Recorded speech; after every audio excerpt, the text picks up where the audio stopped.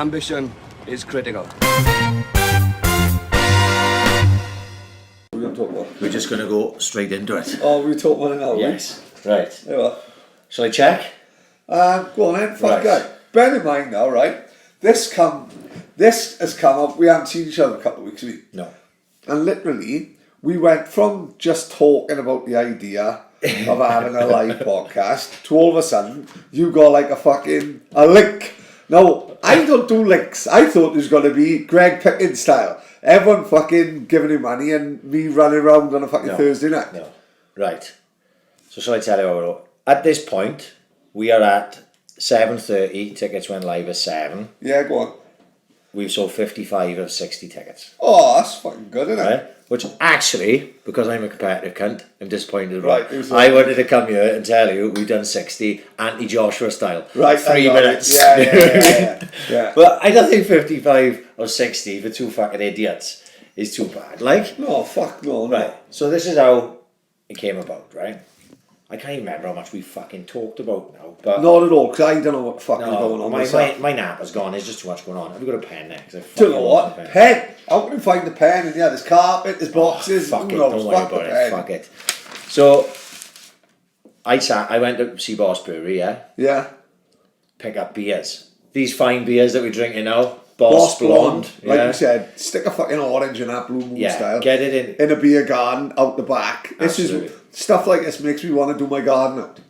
When I was drinking it the other day out my back garden last Friday, or was it whatever, some day last week, and I put it on Twitter and I said I could do with a bit of orange in it, like like Blue Moon style. And Sarah from Boss Brewery said, "Oh, I never thought of that. There we are. That's another one, boss. You can have that on me, free of charge on the list. It's the AC effect. Absolutely fucking hell." So, the day that Sarah had texted me to say, "Do you want to come down and get some beers?" I said, "Yeah, fuck I said, "We're not doing a podcast this week, mine. This was like last Tuesday or some shit, Monday maybe." "Oh, don't worry, come down." Come down, she gave me 2 slabs of this Boss Blonde, and then her, I'm assuming she's like the events manager, she happened to be there as well. So that was the photo. Did you see the photo? Yeah, I seen it Monday night, yeah. My missus thinks I'm having an affair. Yeah. I'm like, no. I'm grafted and you having a fucking threesome in Boss Brewery.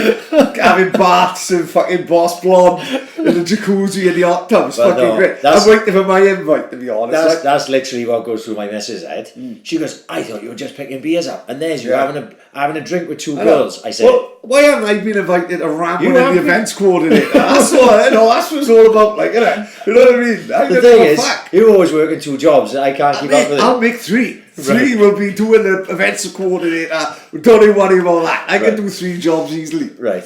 So I go there. I didn't genuinely have a drink with them. I went in. Sarah wanted to do a selfie. She put it up on the thing. Right. And I grabbed the beers, but they had a layout in there because they had another event on. Oh, yeah. So I was like, because this event's planned, I was there. Laura, I believe in it is. My missus actually knows that. I was talking to them, and I went, "Oh, fuck it, I'll just get on with it." Like, she said, "Right, get on Eventbrite. Yeah. They do everything for you. That's genius. Don't run round chasing people with That's tickets." what I thought it was going to be like. Right, and mate, you know the score. I haven't got a lot of time. You haven't got a lot of time. Sometimes it's just about enough I'll make time for Laura. Don't worry about that. Okay. You're really busy. You haven't done it yet. You get us fucking booted out before you've even been over there, you cunt. So I thought, fuck it, I'm getting my Winston Wolf on. Let's just take the bull by the horns. Yeah. Well, I don't know what the fuck's happening. Well, you were like Winston Bogart, and I'm like Winston Yeah, I agree. I'll stay in the reserves and take 40 grand a week. I don't give a fuck. I don't care. I'll stay with Chelsea for my life. And then end up in a Legends game every 3 years. Like. So I thought, fuck it. So, right. The one little bit we said about it was, when I talked about it was, what are we going to do? Yeah. Right. I'm still none the wiser. No. Well, great, because I haven't really thought much more about it other than this. Let me just finish that off first. Went there, decided I was going to fucking just set it up. So then we had that little discussion about, like, what are we going to do? Yeah. And I was thinking to myself, well, we ain't going to do 2 hours of stand-up, are we? Because I've only got an hour and a half. Yeah. It'd be like the non-darts player and the darts player.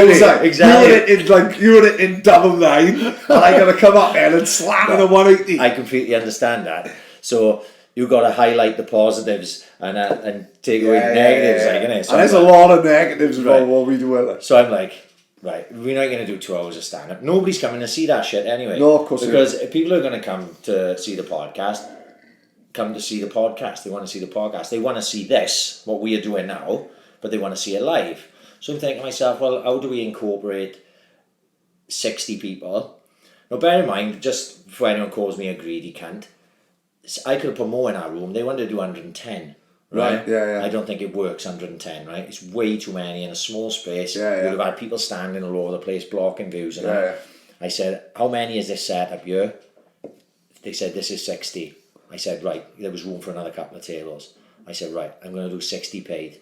Yeah, and yeah. then you got the comp table, which is like Donna and Tilly, Yeah. my missus, my parents, right? And then there's a couple of other people who've helped us along the way. Who I said, you know, Mike Watts, fucking running Top YouTube man, for yeah, us. yeah. Fair play. Mike 2 tickets. And we don't mention it half as much as we should. No, Fair we play. should. We should be more on the YouTube, because if there's ever any other revenue going to come in, that's where it's going to come. Yeah. Mike's working hard to get all our stuff up on YouTube to get it on time, so that every week I'm only sending him one. I just send him one, the latest episode, and then he posts it up on YouTube. So Mike was getting comped. Denty's doing a playlist for us, so I was going to comp Denty. And then I thought along the way, well, fuck, right, you're going to, maybe we'll ask Trans to turn up. Maybe we'll ask Enzo to turn up. You know what I mean?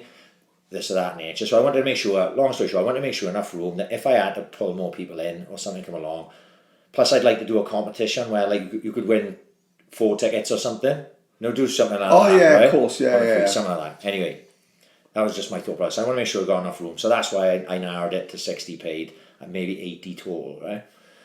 So then obviously we had the conversation. I said, well, fuck it, we just do the podcast. So how can you incorporate the podcast? Well, we've done Ask AIC. Yeah. Everyone loves that because they get to have their little part, even if it's only a little mention or something in the podcast. So I thought, well, you do it there with the people in the room. Yeah. So we just do this, what we're doing now, but instead of sitting here facing each other and have 60 people watch us, we are facing them and we are just going for it with them. So instead of reading a piece of paper with a question on, we're going, oh, hang on, what to do? Fucking Archie, I just seen Archie bought tickets. Carl Hutchins, you know Carl Hutchins? Archie, go on, walk over, Archie asks a question, and then we just shoot off, and everyone in the room becomes involved. Yeah. So instead of it just being like Archie asks a question and we answer it, we'll try and get incorporate everyone into it as best we fucking can. Is what I'm thinking of. And then, once we finished, we goes on a mad one, and we just has a sing song. Oh, happy with that. Sweet Caroline. Potted and peas. Right, the full on. Massive. There's going to be TV theme tunes. Oh, mate, give me a fucking solid hour of that. You know what I mean? You know what I mean? Fucking Super Grand, Ken Boone. It's all going to be kicking off. Soldier. We're going to be like finishing the night with Live Forever and things like that. Ah, yeah, right. perfect. We go in. That is the thing. Yeah. What we're going to do basically is we are just going to have a night on a fucking piss with the people who've supported us from the start. Like we've said, there's a lot of our mates who ain't going to be going to this. Right, absolutely. Right? Simply because a lot of them don't listen. A few do listen, but a lot of them don't, which I think is better because then this podcast is fuck all really to do. Like, I don't listen to the podcast, right? I could easily every week listen as you listen. I don't bother. I haven't listened to any of these for fucking ages. I got other things to listen to in the mornings, right? Same as your mates. Like, if all our mates was religious listeners, they're not real fucking listeners, are they? I don't think they're a true demographic of like these 60 people. Some of them we'd have never met. Some of them we might not even know, but we'll know they've been there from sort of start. Like, innit? I got a list, right? I got a list of names. This is just the latest that bought tickets, right? I'm looking at it now. We know some and we don't know some. Right? So the last person to buy tickets was Ian Curtis, just bought 2. I haven't spoke to Ian about anything regarding this. I didn't even know he was going to buy tickets. Geraint Brown bought 1 ticket. Now, a lot of these people go by nicknames, don't they, on Twitter? Of course they would, So I don't know if I've ever spoke to Geraint Brown before. We fucking will. We'll be doing a live with it by 10:30. Nobody get like 7:30. So then we got Chris Davis bought a ticket. Now there's a couple of Chris Davises on Twitter. Could be any one of them. Carl Hutchins, who I just said earlier, was what I just saw as I was getting out the car. Stephen Brown, I don't know if I've ever spoke to him. Jordan Palmer, our mate Jordan. Oh, Jordan was be on nailed stage. on. Jordan's going to be the running commentator, isn't he? Yeah. Not like Sky Sports when they do with the darts. Like he's going to be running around with a microphone. Dickie Pridmore, my cousin. Oh, right. Now, the thing is, Dickie listens religiously. I know Dickie does because I speak to him about it all the time. Craig Jones, is that Craig the Boss That's Jones? the boss, yeah. Or is it another? Oh, it's not. It's another Craig Jones. Oh, is it? It's another Craig Jones, yeah, because I saw his at Fruit DJ or something it was on Twitter. Dino and Bushby. So there is a few people on there we know, but we know Bushby listens all the time. I know Dino listens. Now below that, there's a load of names who I recognise from Twitter and stuff, but not names that they're not our mates. Yeah, right? of course, yeah. So I think what we've got a mix of is there will be boys there that we're pals with, but only the ones that listen. Yeah, of course. There's no one there going for a night out. They go in because they listen to the podcast and they want to come. And I think that was important to me. It was as important to me to have all these people there that we don't know as it was to have boys like, let's say, Lee Adams, who's one of my best mates of all time. But I know listens. Yeah, I know Lee will be listening to this first thing in the morning. Yeah. He listens to podcasts every week. So, it was important to have him there because he's part of it. At the same time, it's important to have these people there that, aren't, so anyway, that's going to be the night. It's going to do 60 easy. So then, because obviously there's only 5 tickets left as we stand now. So by the time the podcast finishes, it may have sold out. But that's it. Then we do the Fire Festival. We does a runner with the fucking money. Yeah, exactly. I'm going to end up in a boat. I'm going to end up a boat, like a kayak in the River Tammy with Ja Rule. It won't be Ja Rule, it'll be me and Bonnie Tyler on a kayak, 100%. But it is what it is. Everyone knows the reasons why we're doing it. Just to reiterate again, it's like to improve the standard of this fucking. We're not going on a beer or the Charlie with it, that's for certain. Speak for yourself, you rolling cunt. You were percentage about how much effort you've put in so far. That is 0. fucking absolute nonsense. You know it. We split 50-50, 100%. You know what I mean? There's no way Laurel and Ardy had less just because Laurel was the straight man. You can go and get fucked. The fucking straight man, the grafter, you can't. Mate, you've just come out the blue from nowhere, mate. Because literally we went from just saying we should do something to all of a sudden we got a link. I said to my man, we got a link. Yeah. We means business, mate. We ain't fucking about. We got a link. I was impressed with that, wasn't you? And do you know what? It was fucking simple. I've sorted out much harder things than that. Fuck yeah. Well, all these fucking thousands of trips to Magaluf is a lot. Distant memory there, mind. Going round Thursday night fucking collecting money from people's houses. Yeah. The world has changed. Some things for the better, some things not. But this is one of the ones where incredible, man. Yeah. It's as simple as that. And I thought it's going to be extortionate. I looked like, because they had, Sarah and Laura had said to me, they charge, they put a service charge on a ticket. Yeah. I'm like, fuck, I don't really want to charge people £15 for a £10 ticket. Yeah. But then when it was £11.7. So we got booking fees as well. £1.7. That's all these years we've been moaning about booking fees. Yeah, well, that's how it turned out. We turned into the fucking Illuminati. Yeah, but what for the sake of £1.7, you're not going to argue over £1.7 in every individual. Do you know what I mean? Yeah, of course. It's a fucking night out. The way I see it, excuse me, that fucking beer's going straight in my guts. Doors open at 6. Yeah. Podcast starts 7:30. Yeah. We go for as long as we go. Yeah, of course, yeah. Party on. 12 o'clock they close there. Oh, happy days. So you've got 6 hours. Yeah, 6 hours for £11. That's not the end of the world, is it? No. And it's going to be intimate. You're going to be at the first one, may very well be the last by the time. Yeah, of course, yeah. Boss Brewery's like pulling their sponsorship. God, yeah. It's like I go around with it, dollar like the human centipede. I got my tag up my ass and all that. Boss Brewery ain't gonna see nothing like it. You know what I mean? I know. Oh, the facilities will probably take hammering, won't they? Yeah. Let's hope they're not listening to this. No, I know. We have to do it in a car park or something. Exactly. No, it'd be great, mate. Yeah. Should be good laugh. Yeah. That's all we want, mate. The whole reason we started this, like I said, we've had very few issues with like fucking arsehole with the podcast. We just do it for a bit of fun and a bit of laugh, and hopefully everyone else fucking enjoys it as well, which I think, touch wood, we fucking very rarely get, we've had a little bit now and again, but we only do it for the laugh and for everyone else to enjoying it, which all this night will be like, you know what I mean? Yeah. Hopefully, like, should be good fun. That's all we want, man. Yeah. You just come down, have a few bevies, have a fucking swig with us, fucking have a laugh. Yeah.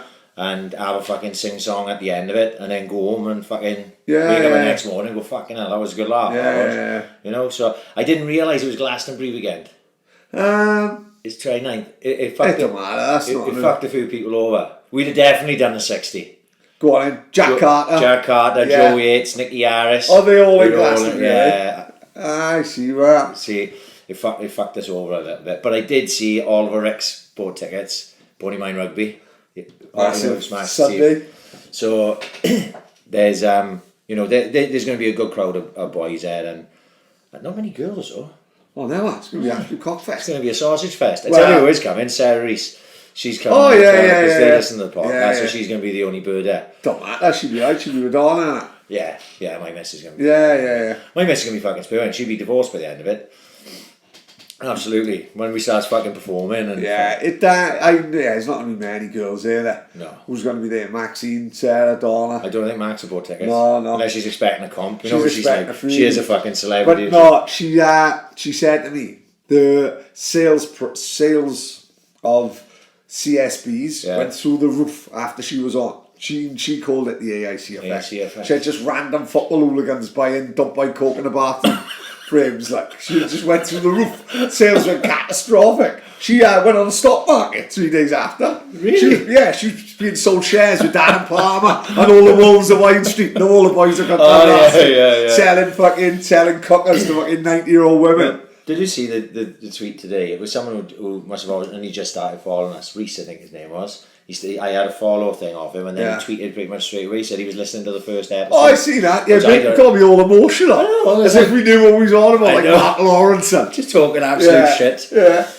You didn't mention he was talking about Natty Jake's gold mine 2 minutes after. And laughing about the bat flying around the room. Yeah. You know, crying, laughing. Yeah. But, it's fucking nice to see. It's even strange to see that tweet today. I was like, fuck, someone's listening to, like, episode 1 today. Yeah. You know what I mean? Like nearly 2 years after we've done it. It's like, fuck.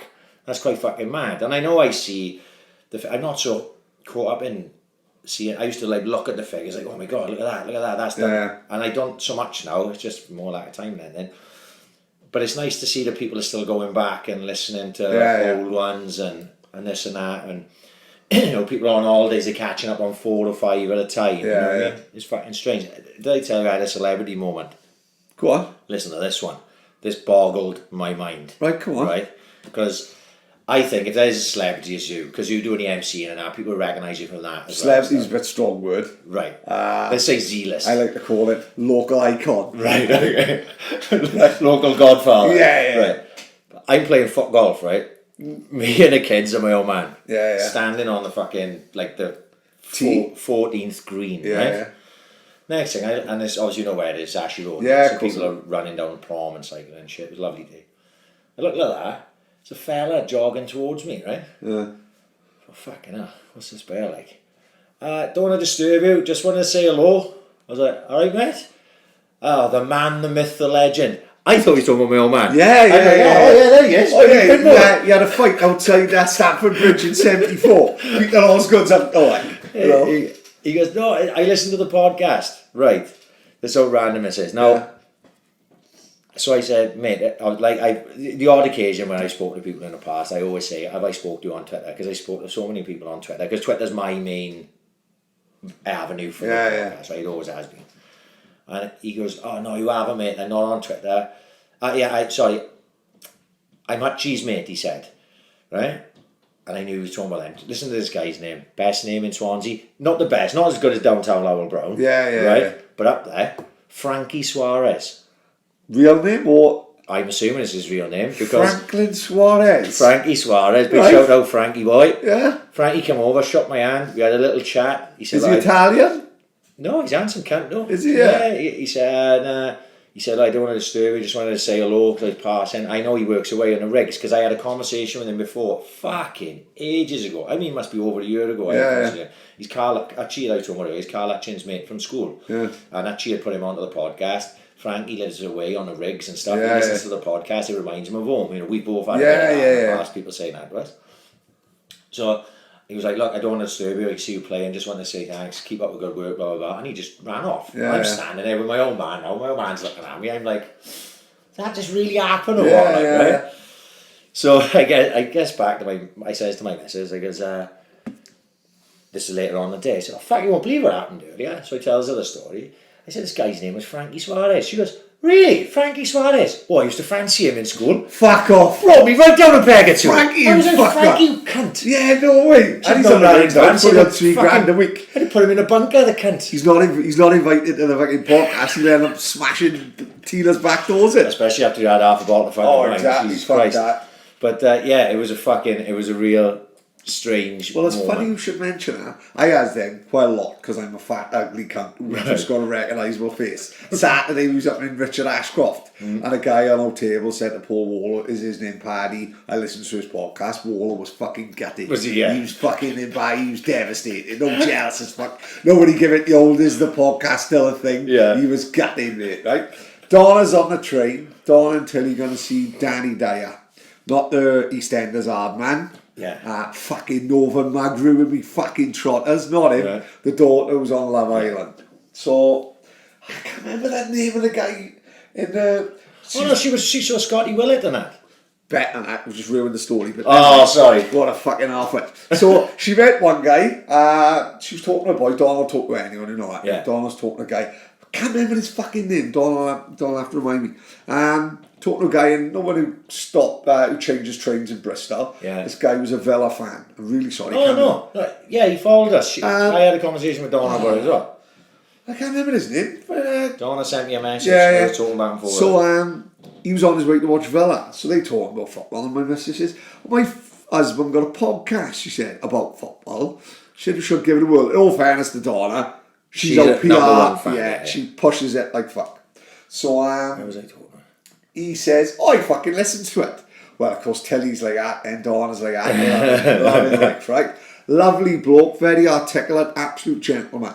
That was the start of the day. Right. But talk about seeing the other end of the scale, right? At the end of the day, they got Birmingham. They've seen Danny Dyer. They've had the photo. They've had the sign book and all that. They're on their way back now. It's fucking 9 o'clock in the night. So she walks onto the train. Who does she see by her? Boy from Bournemouth, little ginger boy, Will. Remember we seen him in Bournemouth? Yes, Cracking kid. He's only about 9. Smashes the life out of everything. He's fucking a hell of a good boy. Only 9. So Donna sees him. Hello, Will, how are you?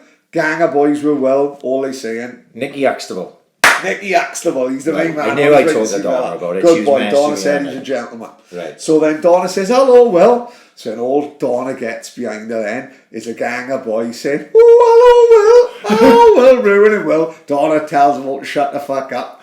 Who is it in the end? Comes on to our photos. 2 of the biggest scumbags in Swansea, innit? Ryan Saunders and Scotty Willett. Donna had an Aquascutum scarf. There's Aquascutum scarves everywhere. Donna's having selfies with him.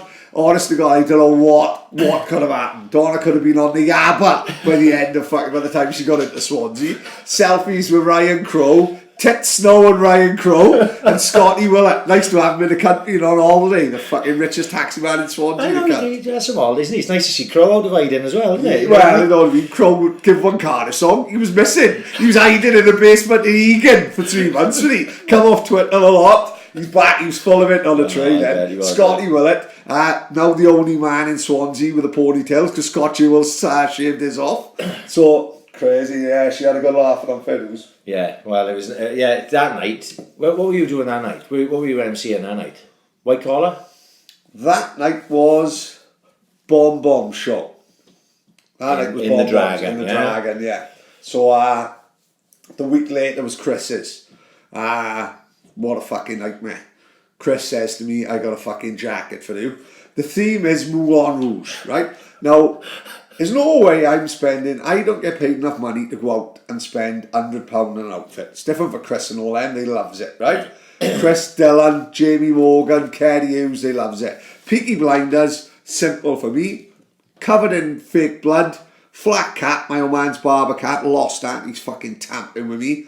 My old man's hatchet and a butcher's apron, Peaky Blinders. Went down a fucking storm. Yeah. But Chris now is treating me like a fucking crash test dummy now. Every fucking event he's got, I gotta dress up. Yeah. So he said, Moulin Rouge, what do you come and ask? Now, there's no way I'm dressing up as a can-can girl, fucking nothing silly like that. So he said, Pad, I've been up Owen Money's shed and I've got the perfect fucking jacket for you, right? Come down and get it in mustard and rye. Goes down in mustard and rye. Steve wears leaving do. They all out. Brilliant. So good really good atmosphere. Shout out to Steve. He's a great fucking guy. I'm devastated he's finished because he always let me train for fuck all. So probably got some mug in there now. Some girl who works at Chris now. It's going to be a proper jobs with cunt. Not let me in for nothing. Steve will let me in, Tilly in. My man come down with one leg. He was doing burpees. My whole family was training for nothing with Steve. Now I'm fucked probably. I got to worm my way back in now. Chris said, cracking Jack. Brilliant. He said it was like the greatest showman, right? Everyone called me Mr. Wimpy. Yeah, it was, fucking there was a lot of Wimpy about it. A lot of Mr. Wimpy going out, made me look a right fucking idiot. I was the only one dressed up. The cravat along with it looked wimpyish. Yeah, it did, yeah. It was and you had the hat as well, didn't you? Mate, I had the full on, honestly. Fucking great. What did Trundle call you? The greatest snowman or something? Yeah, the great. Even Trundle's giving me. I haven't seen his fucking dress sets. Let's be fair. That photo of him last night was oh, mate, come on. No, what? Did you see the photo of him before last? Was that with his shorts yeah. Shorts and socks combo? I wears that, mate. I'm arrested. Trunds wears that. Everyone calls him a fashion icon. Fucking hell. He has free clobber of illusion attire. This is what he sings to Charlie Morgan. One more and more. We just want more free clothes. One more free clothes. Just one more free clothes. Illusion attire. Charlie Morgan's petrified. Illusion attire. Multi-millionaire. He hasn't give us one t-shirt for the fucking presentation and not one bottle of AU vodka. He's opening nightclubs for fuck's sake. And we can't get a fucking £2 kit of him. Listen to this. I can say this because I know Sarah from Boss Brewery won't listen. She said to me today, do you know the boys from, and I can rib these boys as well because we know them. Do you know the boys from Malster's rugby team? I said, God. Mitch, what's happening here? Mitch is head of social media as well. I said, Malster's rugby. I said, do you mean Malster's football? I said, I know a load of the boys from the football team. Or football, rugby, it's all the same to me. But we sponsored their kit last year and they were supposed to push us on social media. He did in fairness. No, Mitch did in fairness. She said they were supposed to come back for beers after football and stuff and they was up to fucking Smith's, weren't they, I think? Oh, well, Smith's is a booze in it, you know. Mitch was pushing them in fairness. Oh, she was slagging them down. Oh, no. They'll have to hide their heads. They'll have to come in disguise. Yeah, come dressed as Monsters rugby team. Yeah. Mitch was pushing it in fairness. Boss Brewery, man of the match and all that. It's hard it is for the local team, isn't it, to have like a proper sponsor, you know. And no. You've got to embrace it. You just got to go for it, haven't you? You know what I mean? Like a lot of maybe now people aren't right. Maybe I can see already that people have at least gone to Boss Brewery for food and for drinks. Yeah. Maybe they only went one time. Yeah, but they went. Yeah. Right? And they tagged us in it, and they went, which we appreciate, by the way. Massively, of course, yeah. Because like I've said, you know, any help anyone gives us, and that Boss Brewery give us more fucking booze. Yeah. And you never know where it leads further down the line. Course, you know, we're having the live event there, which we never thought we would do. If Boss Brewery hadn't come along, me and you still wouldn't have got off our ass. No, we probably wouldn't. No, she's pushed us in all fair. She pushed us in the right direction because you had this fucking place you can hold it handed to you. You know what I mean? And then I just thought to myself, right, well, I'll just retweet it. I just put notifications on my phone for Boss Brewery and for Copper Bar. So when they tweet, I get a notification. I retweet it. Oh, that's fucking genius. Yeah. It's not hard to do really if you want to do it. Right? A lot of people will just scroll past and won't even pay much attention to it. But some people will think one day they'll go, are we going to go for a pint for the Swans game? Why don't we try that Boss Brewery that they're on about? That's what advertising is, isn't it? And I know that it's happening. When I saw it, just tagged us in last week, the Rotherham game, the Friday when it was fucking lovely. See how many people was in Boss Brewery? Really? It was fucking packed. So you got a little beer garden going on now. Yeah, I'm not saying it was all. Yeah, of course. It's not all to do with us, but I know that there was people there because of us. Yeah. Because I saw photos and stuff. So it does work, and I suppose that's all she was at. All she's asking is what I'm doing. Yeah. You know, if I wasn't doing, if I was, she WhatsApped me today. We've had a booking from Admiral's Summer Barbecue. They want to have Admiral's Summer Barbecue. It must just be for a section. Yeah, of course, place, at Boss Brewery, on our recommendation. Really? Oh, fair dues, yeah, that's great. So that, I like I said, Sarah seems one of those really busy people. She's WhatsApping at dull times in the morning. So I had that like in the middle of the night. And I saw it at 5:30 this morning when I went to work. And I was like, fuck, I'm quite proud of that. Yeah, you that's know what great, I mean? yeah. Admiral involved. And like you say, you don't know where it leads, you know? So, you know, we are holding up our end of the fucking thing anyway as regards Boss Brewery. And they haven't done us too bad, are they? I can't drink the amount of beers they fucking give me. Granted, she's turning us into alcoholics. That's the problem. I gotta be on a renal dialysis machine soon because of the diabetes. Oh, hang on. I just had a tweet saying sold out. Right, hang on a sec. Are we sold out? Who's bought tickets here? Digriff. We know Digriff. Of course we do. Matthew Wilshire. Compressed wanker, but it don't matter. There we go. Now shall I check? Because someone has just posted there saying sold out. Never mind. Well, I did say 7 o'clock, guys. So you can't bust my chops on it. No, 58 out of 60 I got. It's not sold out yet. 58 out of 60. Yeah, we'll be on. There we are. But, yeah, where were we? So, another thing, which sort of came and went, was that BBC Votes thing for the fucking podcast awards, right? So, Chris Jones, referee Chris Jones, Wales' number one referee, by the way, Chris Jones. Right now AAC effect. That's the AAC effect again. Chris, you can thank us later for that. Tagged us in a thing where he voted for us in a podcast awards thing. And at first I'm like, oh, fuck that. Because all jokes aside, between the bravado and bullshit is, like that type of thing, I go, oh God, I don't want people to think that I would sort of push that thing. Of course, Next thing I know, people are doing it. Then Donna's gone mad and she's... Yeah, a lot of people wouldn't have seen this, but on Facebook, Donna was putting it, it was getting shared all over the place. All these people who don't even know what a podcast is was voting for Ambition is Critical. Right? And then it got pushed for a couple of days. I thought, fuck, I wonder, that would be a hell of a novel. Can you imagine that? What, me and you on stage with Joe Wiley? In London? Fuck yeah. On a free champagne and fucking... Well, we struck in with a kid at Boss Brewery, we struck in with a kid at Boss Blonde and start giving it free to Chris Evans and shit. Oh no, we'd be wrecking hotel rooms. Oh yeah. But it won't be the same chucking TVs out the room now. We'll actually these little... We'd have to grab my old man's Trinitron from his bedroom. And flatten the car. Yeah, you know, to make noise, like, otherwise we chucks a TV on the bedroom now, it's plasma. You'd be lucky to kill a pigeon.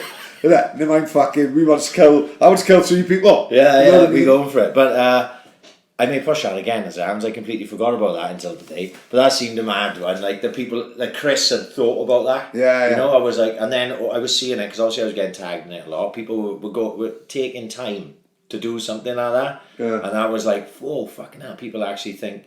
I think people would just think, oh, it'd be funny if Ryan and Paddy went up there and got off the fucking nut and trashed the place. Which was exactly what happened. Yeah, absolutely. If you're going to put us up in an hotel for the night and play us with free drinks, something's getting fucking smashed to bits.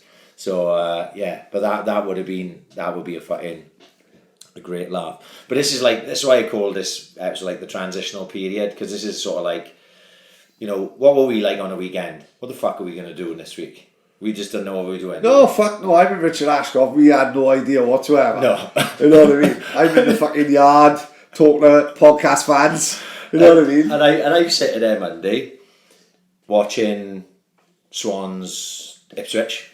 Terrible game, by the way. But we'll get into that later. Sitting there, and I started with the Eventbrite stuff. I couldn't believe how easy it was to set up. Right? That's by the by. We can cover that. Next thing I go, fucking hell, what are we even fucking doing this week? And I was like, fuck, I wonder what Paddy's feeling like after Richard Ashcroft. And then I text you, and I had no idea what we were going to do. I said, right, we'll just do us this week. We got to get into people. So then I just started messaging people like around, and actually worked out all right. Then. I set up. Listen, we always go from having no one to doing fucking all of a sudden. Then we got 3 lined up. I will say on ya, Thomas Todd is the man. Get hold of James Thomas. He gone. I messaged him and he was up for it. Once he went back over. Now he's gone quiet on me. My texts is a scene. Usually I won't go fishing. Yeah. But for him, it's James Thomas. Yeah, you got to push it out. Oh mate, I don't give a fuck about embarrassing myself. It's James Thomas. I'll go hell for leather. Yeah. I'll text him every day till he brings out the court injunction on me. Well, a restraining order. I saw that Robbo is home. Well, I say home. He's in Swansea this weekend because he's being inducted into the Hall of Fame wall. So the message had gone into Robbo as well. So I said, look, mate, I know you're probably going to be busy over the weekend. But if you could sneak in time for the podcast, would you be up for it? Just to see what he says. And Robbo, I got to be honest, every single time I've messaged him, has got back to me at some point and said, oh, mate, I can't do it. So I think I will hear from him at some point, even if he says he can't do it. But I thought for that period, it was better off to take a shot at him and have a crack in it, because it's Andy fucking Robertson at the end of the day. You either going to be embarrassed and give a fuck, or who not, and who gives a fuck? No, by this point now, we're too far down the line. We don't give a fuck. I'm having a conversation with Leon Knight on the phone. Not a full conversation, but I messaged back and forth with Leon Knight, and clear that up for a second. The caper with Leon Knight is Leon Knight's not in Swansea. Yeah, of course. So it's not as simple as, just come over to Paddy's house on Thursday night and we'll have a crack for a couple of hours. You know what I mean? Worst case scenario, we'll go to Denny's and do it, you know what I mean? Not that that's a bad scenario, but any stretch of imagination, we get some crack. That's the best scenario. Actually, we should do it more often, to be honest. But with Leon Knight, like I had in my head, Leon Knight was living in London. Same, yeah. And then one of the boys said to me, no, he's living in Liverpool with his birth. And I was like, oh, fuck me. Because Liverpool is like 5 hours in a car. And it's like, he was fair now, he was cool as fuck. He was like, book a hotel room and let's break the internet, as he said to me. And I was like, yeah. And then I looked at all these, I said, mate, I'll be in touch. And then I looked at all these things that you've got on, I've got on. And I'm like, what the fuck are we going to get to Liverpool? Yeah. But we'll try our best. We'll give it our best shot, right? But currently, at this moment in time, I don't know when I can, because if we talk about getting a hotel room and all that, it's all cost. You know what I mean? We're going to chuck 200 quid in on a hotel room and travel costs and everything. Of course we are. 200 quid in Charlie as well. and then my missus divorces me again. So that is the only reason Leon Knight haven't come about as of yet. Because obviously, if he was anywhere near us where we could just drive, even if we drove up and drove back in a day, it's a fucking long day. It's a long old drive. You know what I mean? And then it's not as easy as that. But that is definitely, as long as he's all right now, the fact that we couldn't do it this second. Don't know what people are like. Do you may say, oh no, you had your fucking shot. Of course, If that's the case, that's the fucking case. But what was Ashcroft like anyway? Because I'm just breaking my heart all day Saturday. Absolute class. Right. For every song he sings in his back catalogue that you don't know, he's hitting it with the drugs don't work and a bit of Sweet Symphony and stuff like that. Like, awesome. Brilliant. As good as you'd expect. Comes on his own with a guitar with a fucking bucket hat on. Great night. And it's not that. Who knows what it's like these fucking nights, innit? The gang who goes up with Nick's and like half the time, cracking crew. I was up there 4 hours late because I was bit by a fucking dog in the morning. Oh yeah, what happened there? Oh, fuck. There's a woman walking a dog. Only a little tiny dog. On one of those extendable lead things like. Right. Dog goes for me, nips my leg. Not a massive issue, but he breaks the skin. Right? She says to me he's going for the bag. Absolute nonsense. I says he's onto my fucking leg. She said he don't bite. I said, well, he's giving me a nasty suck. Right? Because he did fucking give me a bit of... All dogs are the same, innit? They got that point, those 2 pointy teeth. You know what I mean? Broke the skin. So I has conflicting ideas. Nick, who works for the NHS, says to me, you've got to go up, it's a dog bite, it's fucking essential. Luke, on the other hand, said he got bit by a dog and he went up to the hospital, he sent him straight home, he was a fucking faggot, he said. So I went with Nick, went up fucking Neath Port Talbot, because we can't go up Morriston because we were there fucking 5 days. Goes up Neath Port Talbot. It was quick, but I was still in there 2.5 hours, mine. And apparently, I've been bit by a dog a few times, and it was always either 5 years or 10 years who needs a tetanus. What have happened now? It's all money saving now, isn't it? We all get boosters, don't we? tetanus boosters. When we were in school, we had 3 injections. Like, if you've had the 3 injections, basically you're covered for life. Right. I don't know where this money saving, because whereas now people was given tetanus 10 years, 5 years, now they just says, fuck you. Oh, you can see the future. It's not going to be a zombie outbreak. Every fucker's going to be running around with rabies. Oh, 100%. Yeah. Because they've run out of tetanus and all that, right? So, he cleaned it up, gave me antibiotics. I crushed one up, snorted in the back of the car, because I was fucking 3 hours behind, didn't I? I was playing catch up, so I was in hell, like I said, straight away. Basically, I'm 3 hours behind everyone in, trained up in Cardiff on my own, bag of cans, copy of Empire magazine, just to fucking make my mind go. And I met up with everyone in, what's it called? The place where I think by the yard, the brew house or something. He always has a band. Usually a band playing the music of the person who's gonna watch. It's a fucking great venue. Just before the gig, from the end to the arena. Had a couple of pints in opposite, bumped into Billy Birmingham's brother, my cousin Stacey Davis, Kelly Jones, Jamie Squibb, Chris Grenville. And I went into the gig, and the gig was fucking brilliant. It was a fucking great night, as they always are. You know, like everyone's, if you go to gigs, which I recommend to anyone, as you would, I think, and you know, gigs are fucking, the idea of going down Wine Street on a night now does not appeal to me either, whatsoever. Sometimes I crave, if we still had Barron's open, then maybe we'd actually go to Barron's, make an effort. As it is now, there's nowhere, apart from the Optimist, that is nowhere that appeals to me really, like, you know what I mean? So if Barron's is open, maybe we would. But if a gig, I'd rather go to one gig every 6 months rather than fucking a night out a month, like.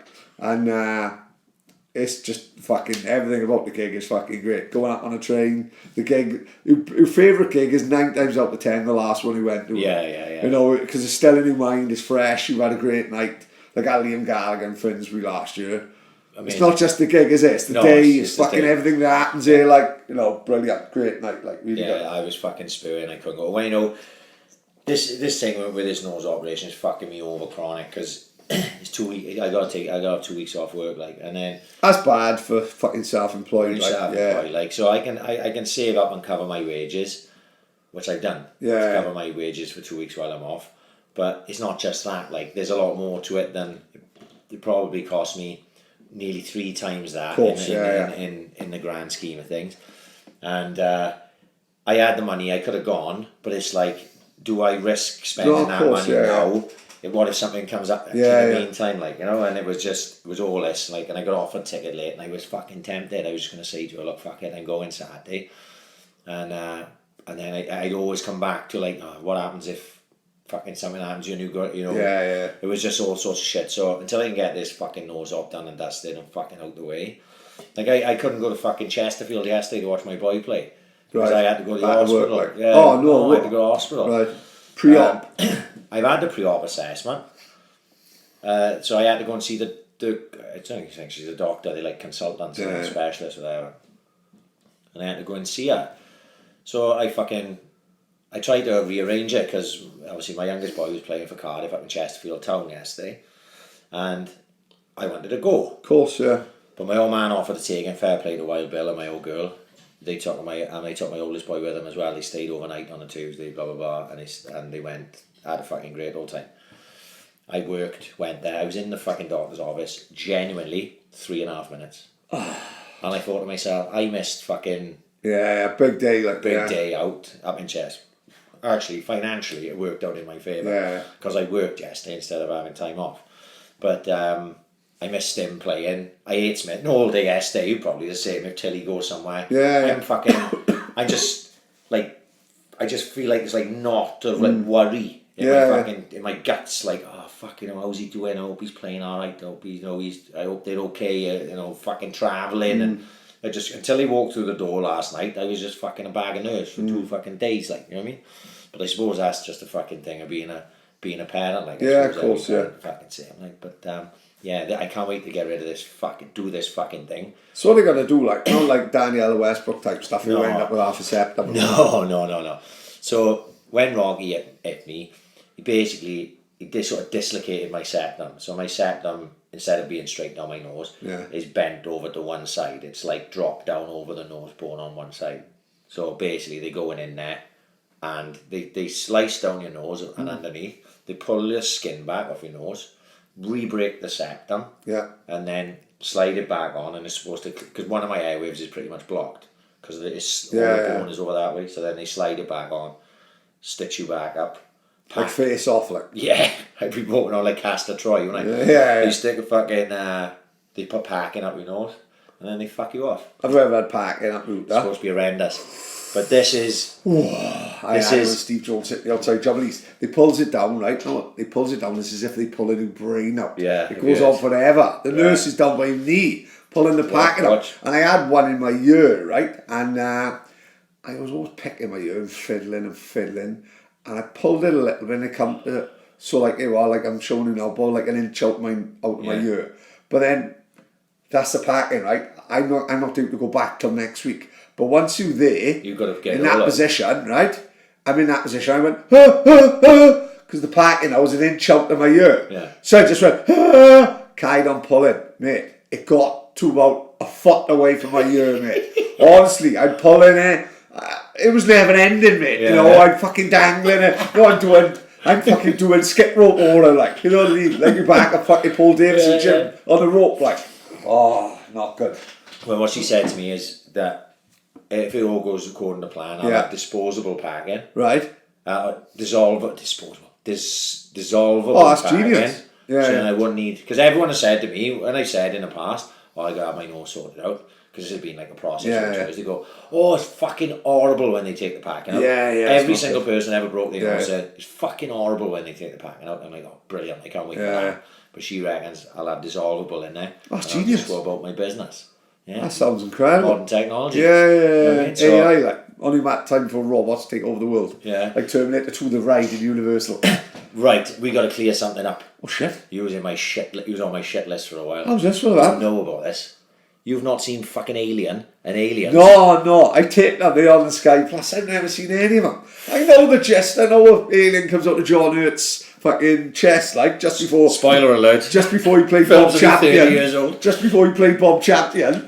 But I can't believe you've never seen it. No, I haven't seen Aliens, Alien 3. Well, to be honest, past Aliens, you could probably give a miss. I quite enjoyed Alien 3. Right. And I don't mind the rest, even though a lot of them I just saw. But the first two? The first two are the two. Are they essential viewing? Essential. They're as essential as Goodfellas, as Terminator 2. You know, if you put them on sci-fi level, let's not put them on other Right, I feel, because I've seen Event Horizon, I've pretty much seen Alien. No. Event Horizon the only similarity, a brilliant film by the way, I love Event Horizon. Yeah. The only similarity Event Horizon and Aliens have got is they're in space. That is it. Oh, is it? Yeah. What about, I can remember the film Sphere with Dustin Hoffman and Sharon Stone. You're offending me. No, I only remember that because Cobley had a fight with a guy from Mansell because he was talking during the film. Jared, Cobley let all the seat and fucking hit him. I was embarrassed, mate, honestly. Cobley went through a phase where no one talking in the pictures, Cobley's head went. Yeah. He nearly had a fight with a 14-year-old boy in Phantom Menace. Is he? Yeah. Oh, fucking hell. Yeah. Oh, it was murders, mate. This guy was eating popcorn too loud, fucking. As Darth Maul comes into the scene, Cobley told him to shut the fuck up. Nearly had a fight with his mother. Honestly, he was so angry at the pictures in about 97, 98. But, yes, Alien and Aliens are essential. They're as essential. Event Horizon is a great film. Right. Event Horizon is a sci-fi horror. Right. There's no aliens in it, is there? Right? I can't remember. I haven't seen this since 2001. Event Horizon is a classic. Yeah, it's a Event good film. Horizon is brilliant. But Alien and Aliens are essential. They're fucking essential. I can't say no more than Really? that. And I saw...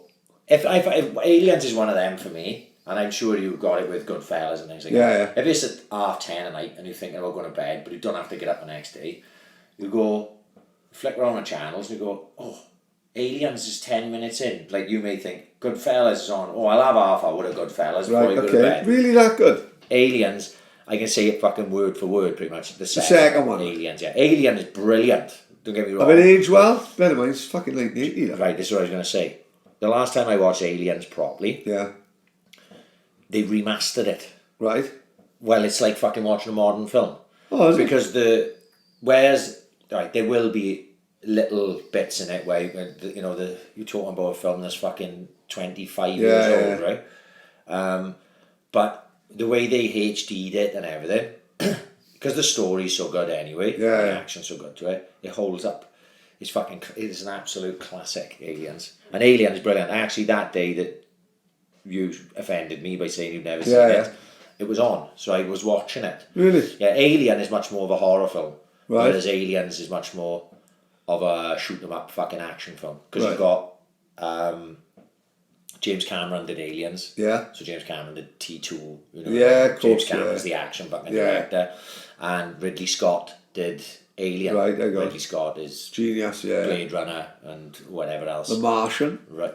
That is a fucking great film. Brilliant film. I read the book. Brilliant. That took me by surprise, The Martian. It's a great film. It was on my list for ages on Netflix, and I thought. I kept looking at it. It was like 2 hours 20. I know, I was like. If you starting at 10 o'clock, that's the time I chills out. It's about 10 o'clock in the night. It's too late. That is. You can't do a 2.5 hour film at 10 o'clock at night. Yeah. But this one day, whatever it was, I had more time. And I thought, fuck it, I'm gonna watch a Martian. Brilliant, loved it. Matt Damon's good. Oh, he's brilliant. Good film on Netflix. Detroit. Right, I haven't seen Detroit yet. It's a good film, is it? Fucking true story as well. Tremendous. Absolutely fucking brilliant. Well worth a watch. Like, scary. Bad. Is it? Yeah. Bad. It's a true story, isn't it? Yeah, it's true. Bad. I know the premise of it. I saw the trailers, and it was always one time. John Boyega, isn't it? Brilliant. I always meant to watch it, but I didn't get around to watching it. I will watch Detroit because I saw it went on there. The Dirt. Awesome.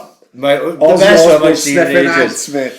Absolute brilliant film. I was at this, right, when we talked about The Dirt originally, I hadn't seen the trailer for it or nothing. I thought it was going to be a Motley Crue documentary. Spot on. Right, so I'm like, oh, brilliant, this is going to be amazing. Netflix make amazing documentaries. This will be fantastic. When it came on then, and I clicked, and I went, oh, this is like it's got the fucking guy from Game of Thrones in it. Ewan Rowan. Yeah. I was like, who's an horrible cunt in Game of Thrones. Game of Thrones, he's the worst horrible cunt. And out of a lot of cunts. With a lot of cunts in it, and he's up there. Like Robson Green said, or Jerome Flynn said in the first couple of episodes, there's no cure for being a cunt. Yeah.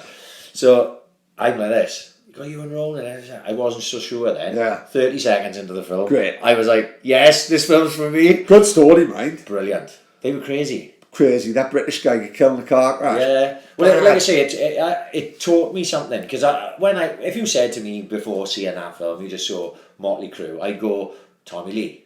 Oh, because Tommy Lee, you know Tommy Lee because of Pamela Anderson. I mind Pamela Anderson, Heather Locklear. Can you remember Heather Locklear when we was about 8? Yeah. Heather Locklear, I had my first wank over. Genuine, I spunked on the telly downstairs, fucking murders, didn't know what it was. Fucking shit myself. My man thought it was moisturiser or something. Yeah. Bear in mind, these are the 1980s fucking Trinitron. There's a big milk stain on it for 3 years. No one knew what to do. Mr. Sheen wouldn't get it off. About Mary. Honestly, Mr. Machine wouldn't get it off nothing. Heather Locklear, I used to wank like fuck over her when she was in TJ Hooker. Oh mate, she was the best looking thing on TV. Unbelievable. Yeah. So Tommy Lee, was more like Pamela Anderson. Like Tommy Lee, and I heard his jacket on his pants, he got a massive schlong. Yeah. Which we've all seen everyone who didn't have that fucking. This is when before the internet. Way before the internet. This is VHS. This is I did the video in one of them book covers. No, we used to have the book covers with the videos. We used to chuck the AGFA and re-record, not fade away. Re-record, not fade away. And he'd stick it in a bookcase, pretending. Olga was taped over the favourite soldier for Pam Lanson and Tommy Lee. She was mad, chucked a bottle of cherry at me, broke the washing machine. Still didn't forgive me till the day she died. Fucking nightmare. But the story itself was amazing. And generally it was fucking massively enjoyed watching it. Really enjoyed watching it. Do you know who directed that? Go on. Jeff Tremaine. Do you know Jeff Tremaine? Who's the old Jackass director? He's the producer of Jackass. He's one of the original producers of Jackass. He directed that, which I thought was good. But I've actually seen a load of films since he was here. I tell you what I watched. The last film I watched. Have you seen Sicario 2 yet? Started it, fell asleep, like I said, because not as good. what a massive letdown. The first one's wicked. I really enjoyed Sicario. Brilliant film. I love that Emily Blunt. I've seen Emily Blunt in, what's that film with Tom Cruise? Edge of Tomorrow. Do you know I still haven't seen that properly yet? Awesome film. Yeah. Edge of Tomorrow, brilliant film. gotta watch Doug it. Lyman, brilliant film. It was on one night, and I started watching it like 20 minutes in, and I was one of them. It was like a Sunday, and I was dozing off, and I was watching it, and I was like, I gotta remember to fucking watch this. It's a great film, man. Right. It's a brilliant film. Yeah, I gotta watch that. But Sicario's a great film. I really enjoyed it, and anything like that is good for me. And Sicario 2 starts off, and I go, oh, it's taking a different sort of turn. This, I'm up for a bit of this. In the end, you watch it, and when I finished watching, I went, do you know what? That made absolutely no fucking sense whatsoever. It was a shame, because Benicio del Toro is class. Benicio del Toro is really good. Josh Brolin's pretty good as well. But the story just makes no fucking sense. And I was a bit fucking disappointed in the end after watching it. But like I say, don't always make a sequel. No. See, they're making a Greatest Showman 2. Greatest Showman's a perfect film. Yeah. There's no need to make a Greatest Showman 2. Mate, there's no need to make Greatest Showman 2. It is a film about, it's a biopic about fucking Barnum. It's finished. Oh, right. Yeah. So don't fucking make a Greatest Showman 2. It's done. Yeah. What happens, they do films and then they gotta make money. Gotta make number 2. Yeah. No, it's a perfect film. Don't make, don't need another one. Yeah. Leave it as it is. It's done. Sicario. There was no need for Sicario 2. No. Sicario's a great film. Just leave it, let it lie. Yeah. You know what I mean? It's done. I was a bit disappointed because anything to do, I like true crime stuff. Yeah. And I thought to myself, I hadn't heard bad reviews about it, not that I'd seen. I thought, this would probably be alright. I say, the story made no fucking Avoid sense. Sicario 2, go back and watch Cartel Land. Cartel Land's class. Unbelievable. Tell you what else is on Netflix. War Dogs, have you seen it? With Jonah Hill and that. Jonah Hill. Oh, have you seen it? No, I haven't seen that. And Miles Teller. Yeah. Brilliant. No way. It is brilliant. Yeah. I didn't like the look of it at all. Tremendous. A true story as well, isn't it? Fuck off. Yeah, they were like, so they'd 2 American fucking chancers. Yeah. And they basically sort of stumble in to the arms trade. Yeah. And obviously this is back in maybe the first Gulf War. Yeah. Towards maybe second Gulf War, sorry. And they realise that any company can tend to move guns from Yeah. So they start getting into it small, and then they become big, and then they start doing illegal shit. Yeah. And some of the shit they did, they were making millions. Right. Yeah. But they were doing dull shit at the same time. They were lucky not to get killed. They were partying, driving Ferraris. You know what I mean? All sorts of shit. Yeah. It's really, really good film. It's another one that took me by surprise. I was like, because have you seen Lord of War with Nicolas Cage? Same sort of premise, like. Lord of War is an amazing film, right? I think it goes all under the radar a lot, which actually is on Netflix as well. Right. I saw War Dogs and I went, well, I know that story because I've seen Lord of War, which came out 10 years fucking before. Yeah. It's not the same thing, but it is the same subject matter, let's say. But War Dogs is really, really good. I still prefer Lord of War, but War Dogs is fucking really, I'll give really it a good. fucking go. Do you see the new Maradona documentary? He's in pictures soon. Right. From the makers of Amy Winehouse and Senna. Yeah. Oh, that's going to be amazing, isn't it? Especially for 2 Maradona. Oh, mate, that's pictures job, that is. I'm up with it. That's definitely cinema. That'd be one of them where I could probably, I'd maybe not take Kian, but I'd take Niall and go, watch this guy. Yeah. Because I do it time to time. We'd be sitting there and I get my iPad out and I'm watching stuff and I go, especially Niall because he appreciates it more. Yeah. Have a look at this fucking guy there. And I'll show him like Matt Letizia or Diego Maradona or these players that I like. So Diego Maradona, you know what I mean? Like you say, I've even said on a podcast. Imagine that story, just about him with Napoli. Well, yeah. Like when Luke Chattel signed to the Saints, isn't it? Same sort of thing. Only Luke Chattel's fucking mad at Maradona. It's not what we signed up for. We signed Luke Chattel thinking he was going to be the missing. Like, he's fucking worse than fucking Dean Davis. Is he really? He's a fucking nightmare. We can't keep him in. He's a fucking headbanger. I thought he was going to be this lovely little cute boy, lovely little footballer, brilliant, change everything. He fucking loves it. He's fucking savage. He don't give a fuck. Yeah, he's party. All night, doesn't it? Straight to the games and stuff. All night, does it? Straight up Kill Park with the family. He don't give a fuck. He's fucking brilliant. He's absolutely mad. Honestly, totally got it wrong. Hark back to the old school Saints. We're making a documentary about him. Honestly, by the time we side for Saints, Aussie, Krabby's going to do a talking head. Like Krabby's going to be in it saying about how we left Bellland. It's going to be brilliant. Honestly, we're going to call it El Chapo. That's what we're going to call it. Great name with the Saints Saturday, man. I haven't seen that video. Right. So just explain it to the people who haven't seen it. So Saints in a semi-final, third team down Ashley Road. Fucking nightmare for me because I work till fucking 1 anyway. After 12 kick off. Morriston Town. What was my favourite? I think going into the game, we all thought, but Morriston probably thought the same thing, innit? Local leagues or anything. So he goes 1-0 up pretty early. Then he comes back to 2-1. So we got a boy playing a Shankly, you know Shankly. You love Shankly, do you? Yeah. Possibly one of the greatest names in Swansea. Yeah. Shankly, brilliant, right? His old man Roxburgh legend. Oh yeah. So Shankly Ishmael. Last week they left him out of the squad completely, wanting in the side, right? Kicked off massive, probably rightly so. Fucking Shanks don't give a fuck, does he? Oh, Shanks kicked off. He was fucking tamping, absolutely fucking livid. This week he was subbed. Comes off the bench, scores equaliser, written in the stars in it. Brilliant, right? All the boys are on the pitch, he's up in the fucking air. Brilliant, right? Free kick, last minute of the game. Jaffa Ash sub, comes on a sub. Jaffa got the free kick. Sticks it in the stanchion. Yeah. As Penlan, who just won the semi-final, are walking behind the pitch. Jaffa sticks it in the stanchion, full on pitch invasion. I saw the video. Absolutely, there's about 70 people watching the thirds, which is fucking great. Of course. Yeah. Final now against Penlan. Only thing, listen to this, we have to have a word with Jamie last. Right, go on, I've got to follow on to this. Tuesday night, Garden Village. Right. Why not have it on Saturday? Right. I'm going to defend Elias. Really? Right. And Jamie's going to come in soon and explain all this a lot better than me. Right, yeah.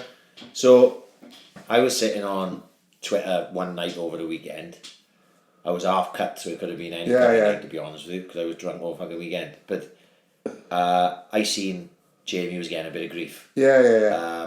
About finals being played at Garden Village. Right, okay.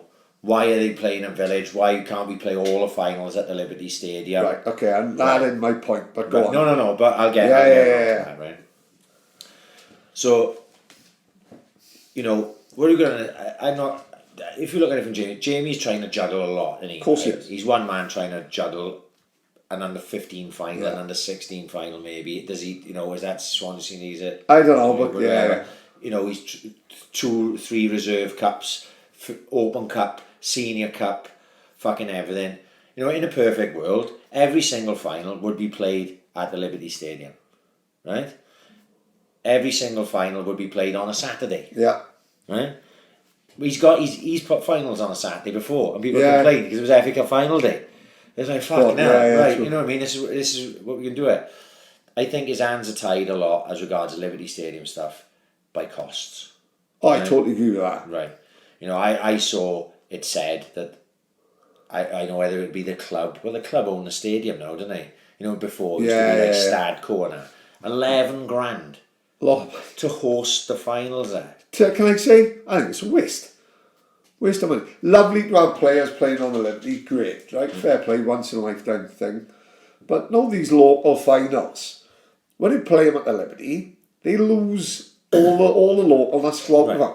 There's no atmosphere down there. The pitches are way too big for the fucking teams, so the teams are totally not used to playing on such a big pitch. And 9 times out of 10, the game goes flat. It used to happen down the Vetch when local league teams were played on the Vetch, and the games would go a little bit flat because all of a sudden now they got these big widths. Fucking the fullbacks are fucking miles away from the centre half, whereas they used to play at Minute with nice and tight, blood and thunder. Yeah, crowd is on the fucking pitch, better atmosphere. So what do you suggest then? It wouldn't be. This is just me, and I'm probably wrong, right? But this is me as someone who's not playing, so I'm taking the sort of the chance of a player playing at the Liberty, I'd have the local finals on a local pitch for the atmosphere, so you've got you'd have everyone going to the local pitches. Where's the best local pitch? This is See, you've got to You know, that's, you know. What was Ashley Road like the weekend? Because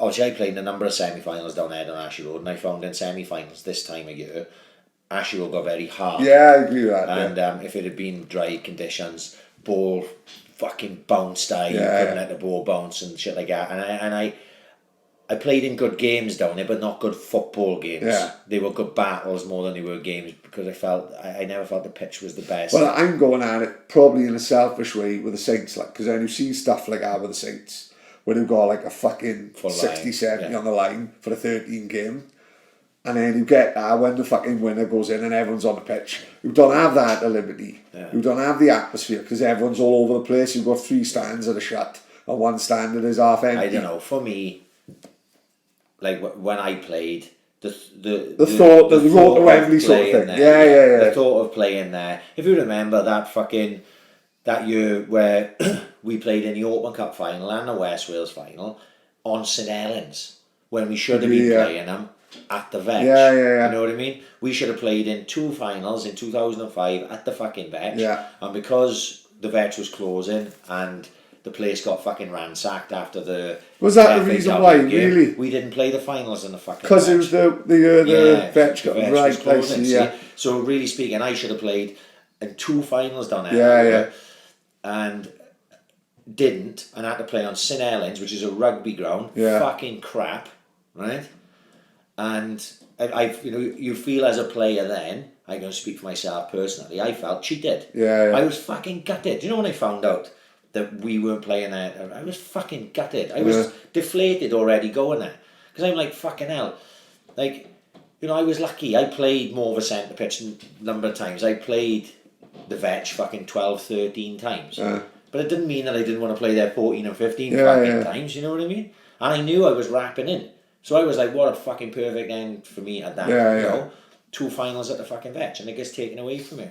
So if I was a local league player now and I was still playing, and you say to me, Ryan, do you want to have the final on Ashley Road or Garden Village or the Liberty Stadium? I go, fucking Liberty Stadium. Yeah, mate, I'm with you. I'm not saying I'm right. I'm just talking as a very selfish way that I'm on about. Like, do you know what I mean? No, I understand. I just think you lose the whole thing of a local league is the local league. Like. So when you go to that stadium and you've got everyone sitting everywhere and there's no fucking atmosphere. So did you ever, not so much play, but were you involved with the Saints if they played at RTB on a training ground? No, yes, we played there the other year, but I was in fucking Florida. Right, because I think that is probably the best answer. Like, it's not... But I've been to finals over there and I thought it was a bit flat. I don't know. West End played Penlan and I thought... The few I went to Roxburgh and West End reserves a couple of seasons ago, and you had I was with all the Roxburgh boys here, and all the West End boys were sat. We were sat alongside each other, and it was fucking in that little stand. You know what I mean? And the atmosphere was fucking great. Good, and the game actually, I think West End won 3-2. Right. And it was a right. You're talking reserve, Roxburgh reserves, West End reserves. It was a reserve team game, but it didn't. The pitch, even the size of the pitch, didn't get away from the players that day. Maybe that was the anomaly. Maybe that was the one that that didn't get ruined by the size of the pitch. I played in the games that have been ruined by the size of the pitch, but still, if you like pushing to get to a final to play in Minuit. No, I'm with you. I'm totally with you, and I'm probably wrong. If you like spend half hour talking to me about it, you're wrong, because the whole point is getting to a final in a big pitch, innit? Yeah. But I'm just talking personally what the Saints get out of it, like fucking when the big games come along and there's fucking the rivalries and all that. So I know what it's just what I prefer. I know what you're saying. Saints can get 70 on a line. Yeah, of course, yeah. And if you do 70 at Liberty, you lose that advantage of having 70 on a line. Spot on. Yeah, don't know what. Yeah, spot on. Because I was there for Saints Penlan, so when your line probably was bigger than Penlan's line that day, I 100% think it affected the players on the pitch. It definitely G'd the Saints players. 100%. Right. Yeah, 100%. So that you get an advantage then from the line. like Penland with most teams up Minute, they'll have an advantage because they've always got 50 boys on the line. So they'll have an advantage. You turning up on your Team X, for argument's sake, and you've got 10 on the line. Yeah. And they've got 40, 50 boys, and there's guys going around on motorbikes and quads and shit. They're going to have an advantage that way. Yeah. So if you take that advantage away from the Saints, what Saints have got, because they've always got numbers, I can see why you're saying what you're saying. I just, from a footballing point of view, spot on. Spot on. I can totally see. It's a selfish fucking way. Seems like a Tuesday night. I can see why. I can see why it's there. But for me, you got work on a Wednesday. Well, exactly. If Saints win, we want to be out till we want to be out for 3 days. Yeah. I can't go out till Friday. No. You know what I mean? Chappy, mate. But I can't. But no, I don't know. What was the final? We played the Open Cup down St Helens, and it was a Tuesday or a Wednesday. Yeah. And I had said to my missus, I was like, look, because we had the West Wales final a week after, I think, on like the Friday, and I was like, look, I'm not going on a fucking piss after this game. I don't care about the fucking result. Yeah. I'm not going on a piss after this game. It's midweek. It's going to cost me a day off work tomorrow because I was on the taxis. I'm definitely not going on a piss. But when you go and play in a final and then you win and you're lifting up the trophy, everyone's in the change room, fucking champagne going. It didn't take me long to turn around to my missus in the Bryn and go, I think I might have tomorrow off work. And then I got in about 4 in the morning. Like, you know, I understand midweek's not good, really speaking, but you've only got so many days to fit in so many. Poor Jamie probably come on and explain the reason why, like, you know what I mean. When I saw that Jamie was having a bit of a grief, I know it was other things as well. We'll leave that until he comes on. There was other stuff he was having grief about, which I can't say that I know anything about, if I'm honest with you. With the finals thing, I felt I had an opinion on it. With the other stuff, I won't say. We'll talk about that when Jamie comes in. But I messaged Jamie. I said, Jamie, what's the score with this fucking 11 grand? And he was like, look, this is what they charge us, blah, blah. I said, I got for another fucking go on a podcast, because Jamie was massively popular. He was good. Actually, in the top 5 podcasts we've ever done. No way. It's mad. It's like Trundle, Britain, John Phillips, I think. Oh, sorry, Trundle, Britain, Brett Johns, John Phillips, and then Jamie. And you're like, fuck, Jamie's in some elite company. Fuck, you know what I mean? None of the other 4 have had hair transplant. I've seen Jamie now. He's like John Bon Jovi, isn't he? Anyone who fucking says half and half about doing them fucking transplants in Turkey, I point to those Jamie Elias. He's fucking. I've seen his hair now. It's good, isn't it? It's fucking brilliant. He looks like a different man. Yeah. Yeah, fuck yeah. He got all new birds on the go, everything. He don't give a fuck. Yeah, the AC effect on his head, didn't he? Spot on, mate. The AC effect did, and making him look like Michael Bolton. It's great.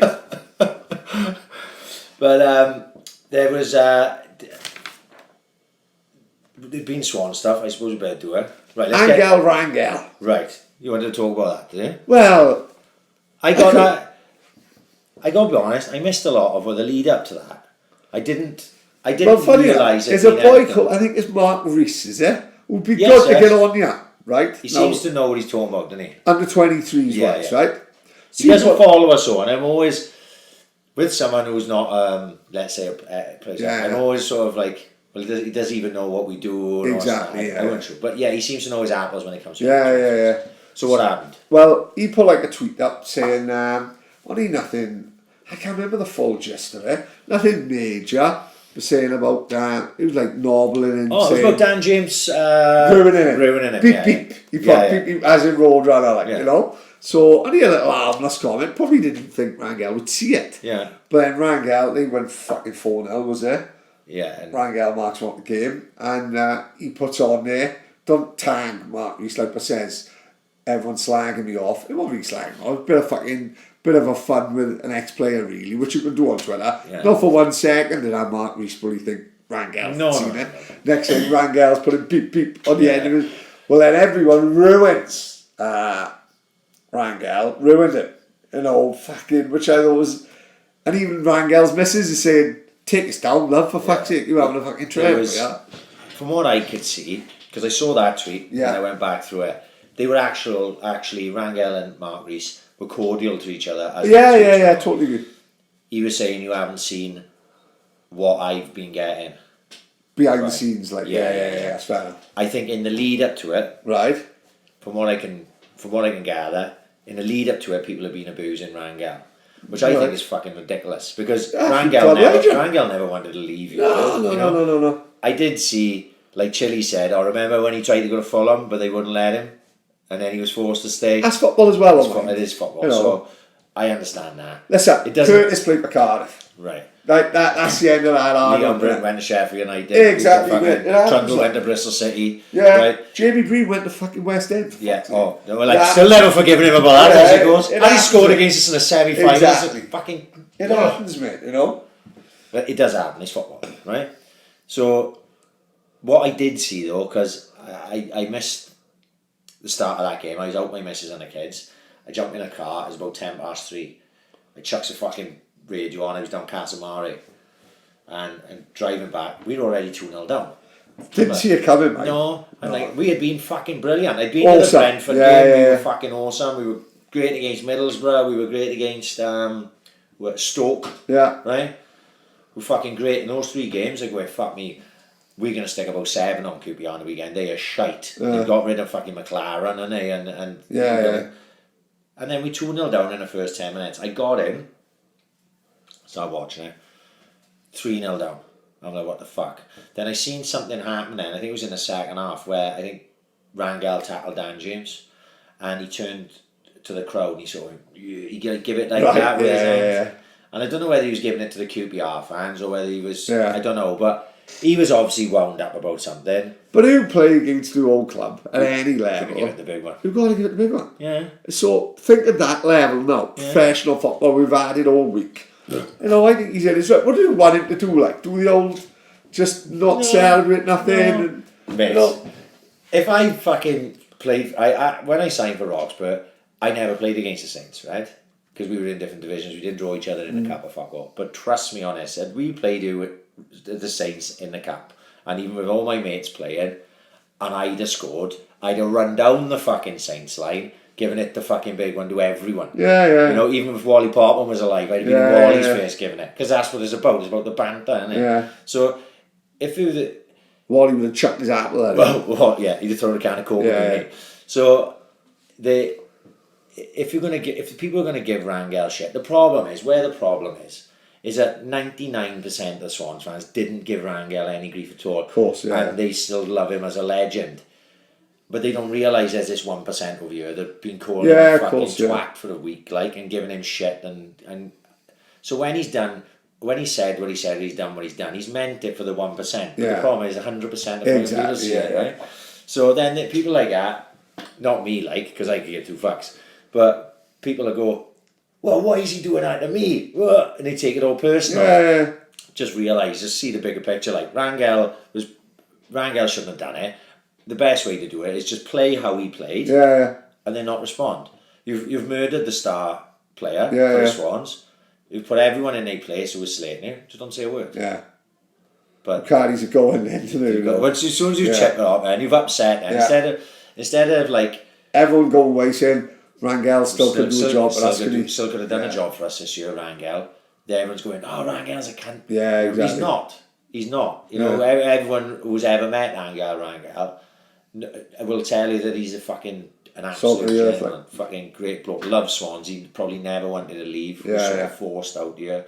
And in the end, I'm happy for him that he can find a club where he can play regularly. You know what I mean? But and QPR a good club, like. Yeah, well, yeah. You know what I mean? I don't know how good they fucking are as regards now, like with everything that's gone down there. Oh no, I'm on a good club. Yeah, they're a proper old school club. Mark Falco, fucking Les Ferdinand, Robbie James.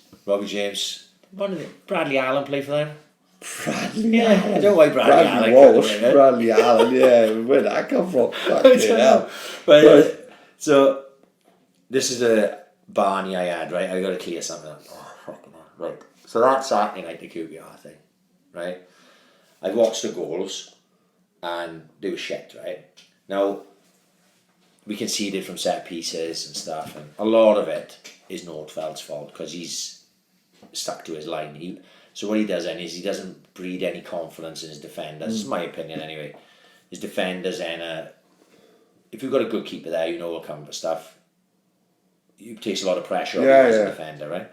He won't come for shit. So when we haven't really got a strong aerial presence anyway. So you're asking Carter Vickers and Van der Horn to head everything, right? You go up against a side who got 4 or 5 boys who are bigger than fucking Van der Horn and Carter Vickers. You put them under a lot of pressure. You need to keep it to take it off them. Nordfeld doesn't do that. That has been building for a while. Anyone who's seen Nordfeld play will tell you he inspires no fucking confidence in his defenders because the way he plays. But I was looking at the way we conceded goals and it seemed like zonal marking to me. Something like we've talked about before. I fucking hate the even idea of it, right? And maybe I'm old cunt, but I'm stuck in my ways. I've always said it's easy. If you're doing a man marking job, you all know your job. You say at the start of the game, like I played centre half, right? So I picked the biggest, ugliest fucker coming up from defence, maybe the centre forward, wherever it is, wherever you think is their biggest aerial threat. If you're Mike Van der Horn, I'm Mike Van der Horn. I'm Van der Horn, I'm shouting, I'm having fucking him, but there. And you were having him, and you were having him, and that's what we're going to do it all game. So then I'm marking the number 9, Van der Horn's marking the number 9 all game. When you do this zonal stuff, it takes away blame, right? Because everyone's looking around at each other when someone fucking runs in and scores an header from 7 yards, right?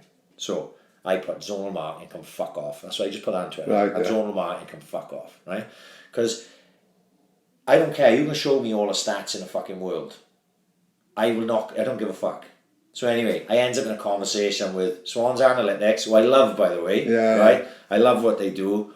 I enjoy reading their stuff. I'm not a stats man, but I do read their stuff, and it's always interesting to see that side of it. So it's not nothing personal with Swans Analytics, and I can't remember who else was in a conversation with.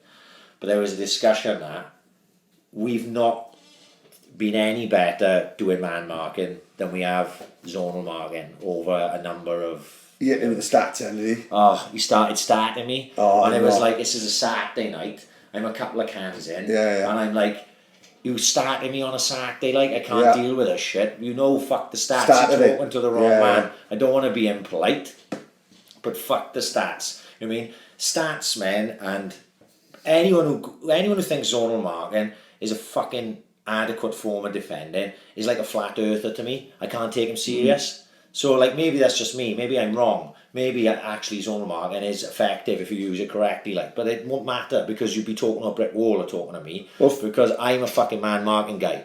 So in the end I had to just bow out because I didn't want to be rude.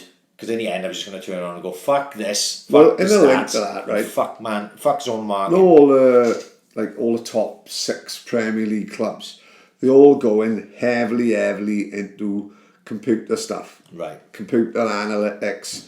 They're employing people with PhDs, right?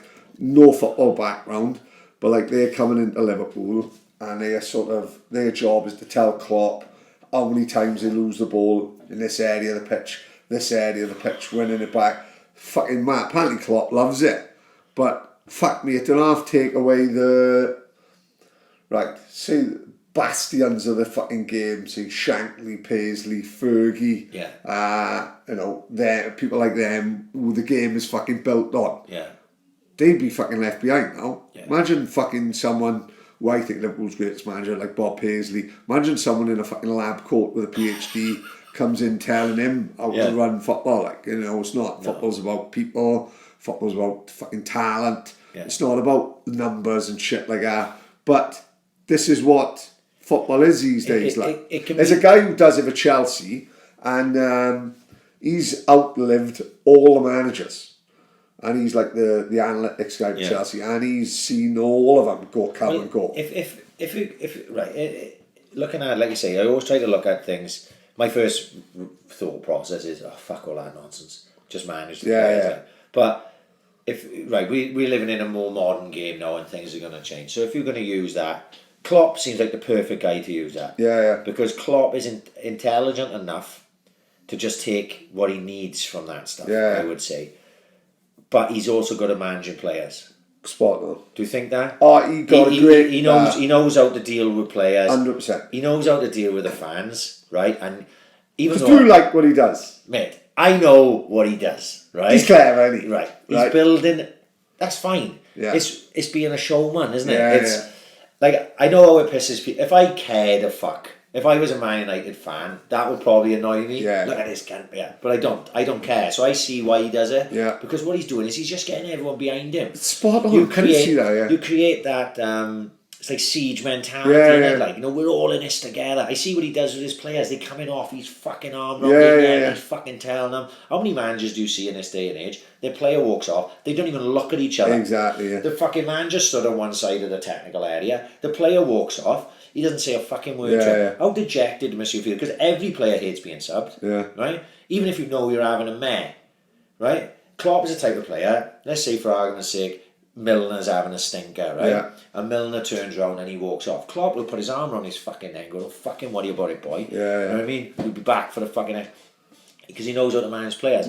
I saw Mourinho, I don't know how many times, all a player off and not even look at them as they're coming off. And give a fucking interview about Luke Shaw in the tunnel. Right. It's not right. It's not the right way to do it. Like, that's not man management. Like, so, you know, to be a modern manager, you probably have to know how to do the two.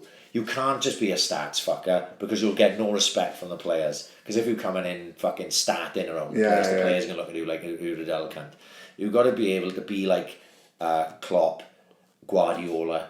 You've got to be this modern manager who can take what he needs out of the analytics. And Get the me a stats. man who can do both. Yeah, exactly. You know what I mean? Yeah. You can't be a dinosaur. That was the problem with Mourinho.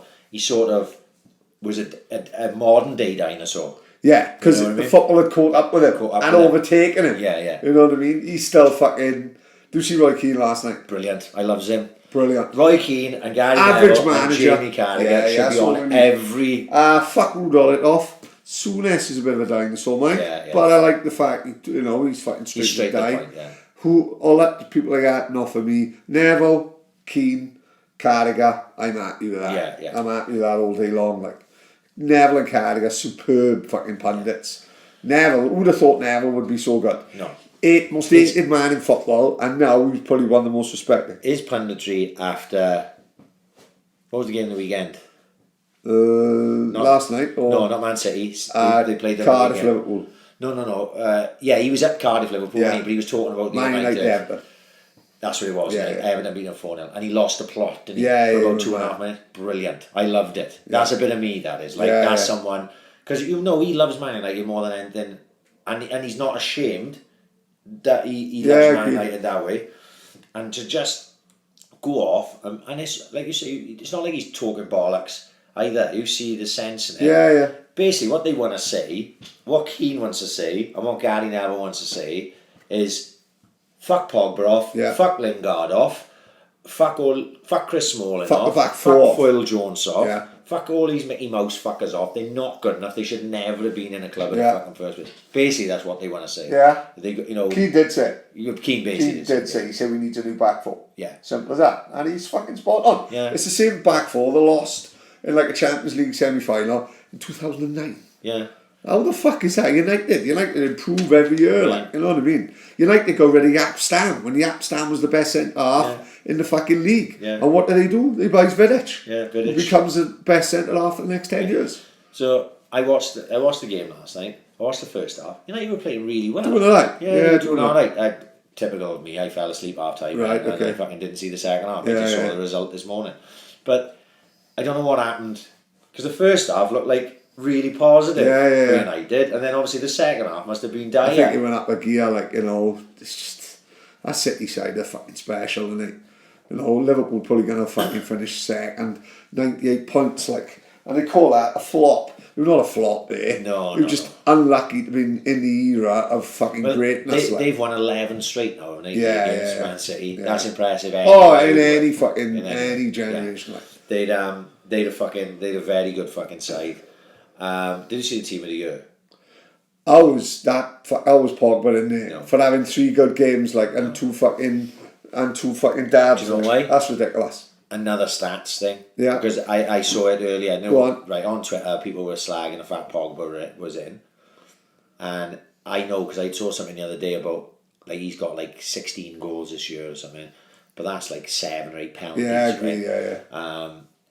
basically he's got like the most assists, the most chances created, the most shots to go for United this year. Right, yeah. But that maybe not so much how great he's been. Sort of there's no one else there, like. Poor Man United have been. Like. You tell me he's better than Hazard. No. This year, he's not. And Hazard have had a good year. Hazard's great, like. So Hazard could go in there straight away. Different position. I like our son. Great player. Really good player. Great player. Whether you get in there ahead of Aguero, Mane, and I can't remember the other guy. Sterling. Yeah. Maybe not. Okay, that's fair enough. Sterling's probably... He's had his best season, I think, in the I think League. Van Dijk is probably going to win Player of the Year, which is great for the centre-half. I like that when a centre-half wins it, because you've got to do a little bit extra. You've got to be a bit special to be a centre-half winning Player of the Year, because we all football's almost... I'm calling the AIC effect on that as well. You called it. Yeah. Well, as soon as Liverpool signed him, didn't it? You actually said it was a bargain. Yeah. Class. Absolute class. Great player. The only one, when I looked at it, I can't claim to be an expert now. I can't claim to be an expert on the fucking Swans, to be honest with you. But I see Swans more than I see anyone else. So when you look at this, these guys, like, I love Bernardo Silva. I just love watching him play football. Same as David Silva. Either one of those, I could just watch play football all day. They could kick a ball against a wall for an hour and I'd watch them do it. So there's no problem with that. The ones that stuck out to me were Pogba and Mane. And not because I don't think Mane's had a bad season, not any, that... I thought it was, what have I not seen? No, I thought Salah was the man. Last year, He hasn't been as good this year. I don't think he's been as good this year, like. Still fucking been a great season, mate. They got a proper trio there, haven't they? They haven't got an original number 9 as such, as they? They got 3 up top. I like Firmino. I think he goes under the radar. They sold Coutinho, they sold their best player and invested fucking wisely and got... Where does he used to have a number 9 who was number 9 and he relied on him for 20, 30 a year? Teams now seem to have, like Liverpool and City as well to a certain extent, they have 3, don't they? Yeah. So if you're looking at 15 off each of them 3 instead of the 20 off you number 9, works out better. Works out a lot better. Like I say, without being a sort of expert on the Premier League, the only one that was Pogba. I went. Yeah, I totally agree with that. Because I'm a Hazard man. I am. All day long, great player. You make him also because he won't be here next year. No, that's going to be a shame. But I just thought it kicked up a big fuss today. Actually. Oh, look, everyone said the same thing. Yeah, that's why whoever picks his team of the year, they're picking it for like popularity. Who summed him up? Who called him? When he signed for United, who said Pogba's a Twitter footballer. Yeah. He'll have like a 2-minute highlight reel on Instagram, and then have him and Jesse Lingard dancing in the dressing room, and you think that's what makes a world-class player? No. Nowhere near. No. Zidane is a world-class player. Messi, Ronaldo, world-class. Because he won the World Cup now as well, see, so people go, so he's got that. World Cup, and I go, did he win the World Cup? Yeah. Did he win the World Cup? Did I think at any point Pogba has dragged France through this game with his brilliance? No. So the amount of times I've seen Pogba be when have I seen Pogba dominate games for United, and especially not against the big sides? I remember a couple of years ago when they I think it was last season, they were like 3 down to City and they came back, and it was either 2 down to City and came back and drew 2 and Pogba scored 2 or something. Maybe that's the one occasion. Yeah. But like I like big players that turn up in big games. Messi. Right. Ridiculous. Like that's how this is how the World Cup argument don't hold weight with me, because 86 World Cup. Argentina from 2-0 up to 2-2, they minutes away from fucking going to extra time, penalty shootout. Think of Maradona's legacy now if they don't win that World Cup, right? Everyone said Maradona won our World Cup on his own. Not far off, Yeah, but like the very last minute, he puts Borussia through. Yeah. Borussia fucking scores a winner. Messi is playing up front to fucking Higuain, and he's missing fucking chance after chance. You can't really blame Messi for that. Do you know what I mean? Yeah. Sometimes it's fate. Maradona winning that World Cup made him. Well, that's him for me. He done the fucking lot. But you can't really blame Argentina not winning the World Cup on Messi, in my opinion. No. Messi's fucking Messi's class. Oh. Messi, Cristiano Ronaldo. You know, Ronaldo's done it enough times in big games when he's he didn't score in the first leg. You hardly seen him. Yeah. Blah blah blah blah blah. And then he went and scored a hat trick in the second leg, and he win the game 3-2 and shit like that. He knows when to turn up. You know, that's what I'm talking about. I've seen that graph with they do. I've seen loads of them lately. I saw one with like the biggest brands in the world, and they've got the year will come, and the graph will go right at an angle showing you where, and it's great because you'll see like Coca-Cola will be top in the 50s, and all of a sudden then you see this little yellow end come from nowhere, and McDonald's, and all of a sudden then in the 90s, 2000s, Apple just will fly up like that and just overtake everyone. Well, they had like the top goal scorers in the Champions League, so you got like Papan, Alan Boxic, brilliant. Then Raul was smashing everyone. Then all of a sudden you see this little Argentinian, Messi flying up, Ronaldo flying up, and then it's just them two next to each other, like 100 goals, 101, 102, 104. Fucking brilliant, like shows how fucking amazing they are, and how mad it is to have the two of them at the same time. And like I say, they turn up. That's why I don't see Pogba as a world class footballer. No idea. And you know, if you look at this team, what am I looking at? Aguero, world class footballer. Yeah. Is he Messi, Ronaldo, elite level? Probably not. He's not. He's the one under, isn't he? He's the one under. Yeah. You know, he's the level under. You know, and but Pogba's like in that he's one of the more average. Like I think in that. What does he offer you really? I don't know. Maybe it's something I don't watch United all the time, but then I probably do watch United as much as I watch anyone else in the Premier League, and I just don't see it. I just don't fucking see it with Pogba. But anyway, that's the thing. Oh, right. So the Swans. Oli Mcburnie. He's in on the joke. What a cheeky fucker. Right. Huh? As he rolled his socks down, he starts tweeting him. In all fairness, mate, well, now he's in it. He got the bit between his teeth now. I fucked it. So, is there anyone who haven't seen it? Because it did cause a bit of a fucking stir after the Ipswich game. Obviously, he scored 2 against Rotherham. My phone's going fucking bananas, right? I was actually in work. I was listening to it on the radio. So, I'm like, for fuck's sake, I can't deal with it. Which takes him up to... Took him up to 19, right? In the league. 21 overall, 19 in the league. I was like, fucking hell. I guess in the house, people are tagging him, tagging me, fucking going on. And since this bet started, which was in the Leeds game, mind, right? At the start of the year when we drew 2-2, right? Yeah. So there's been a lot of tweets which he's been tagged in from then until now. And never responded, not one time. Nothing. And then... he played against Ipswich, and it was a bad game, right? It wasn't a good game to watch. Ipswich were fucking bad. We sort of got dragged to their level in a lot of ways. We were the better side. Routledge scored, and then we were right on top. And I thought, fuck, he's bound to score in this game. It was only a matter of time. And what a ball come from the left, right, across the 6-yard box, and he'd beaten his man to it. And he sort of just got to just flick it. And he just didn't get enough on it, and it sort of, instead of just flicking it into the net, he flicked it, glanced it up, and the keeper caught it with 2 hands, right at him, and I was like, "Whoa, fucking hell, that was nearly it." And then after the game was finished, I put, "I live to fight another day," and Oli Mcburnie tagged him in it. So nothing of it, people are giving me shit, it's become like a big thing now, and like everyone's abusing me. And then I goes to bed, and I wake up in the morning, and I got fucking tons of notifications. I was like, what the fuck's this? Click on it. Oli Mcburnie has replied to my tweet, like.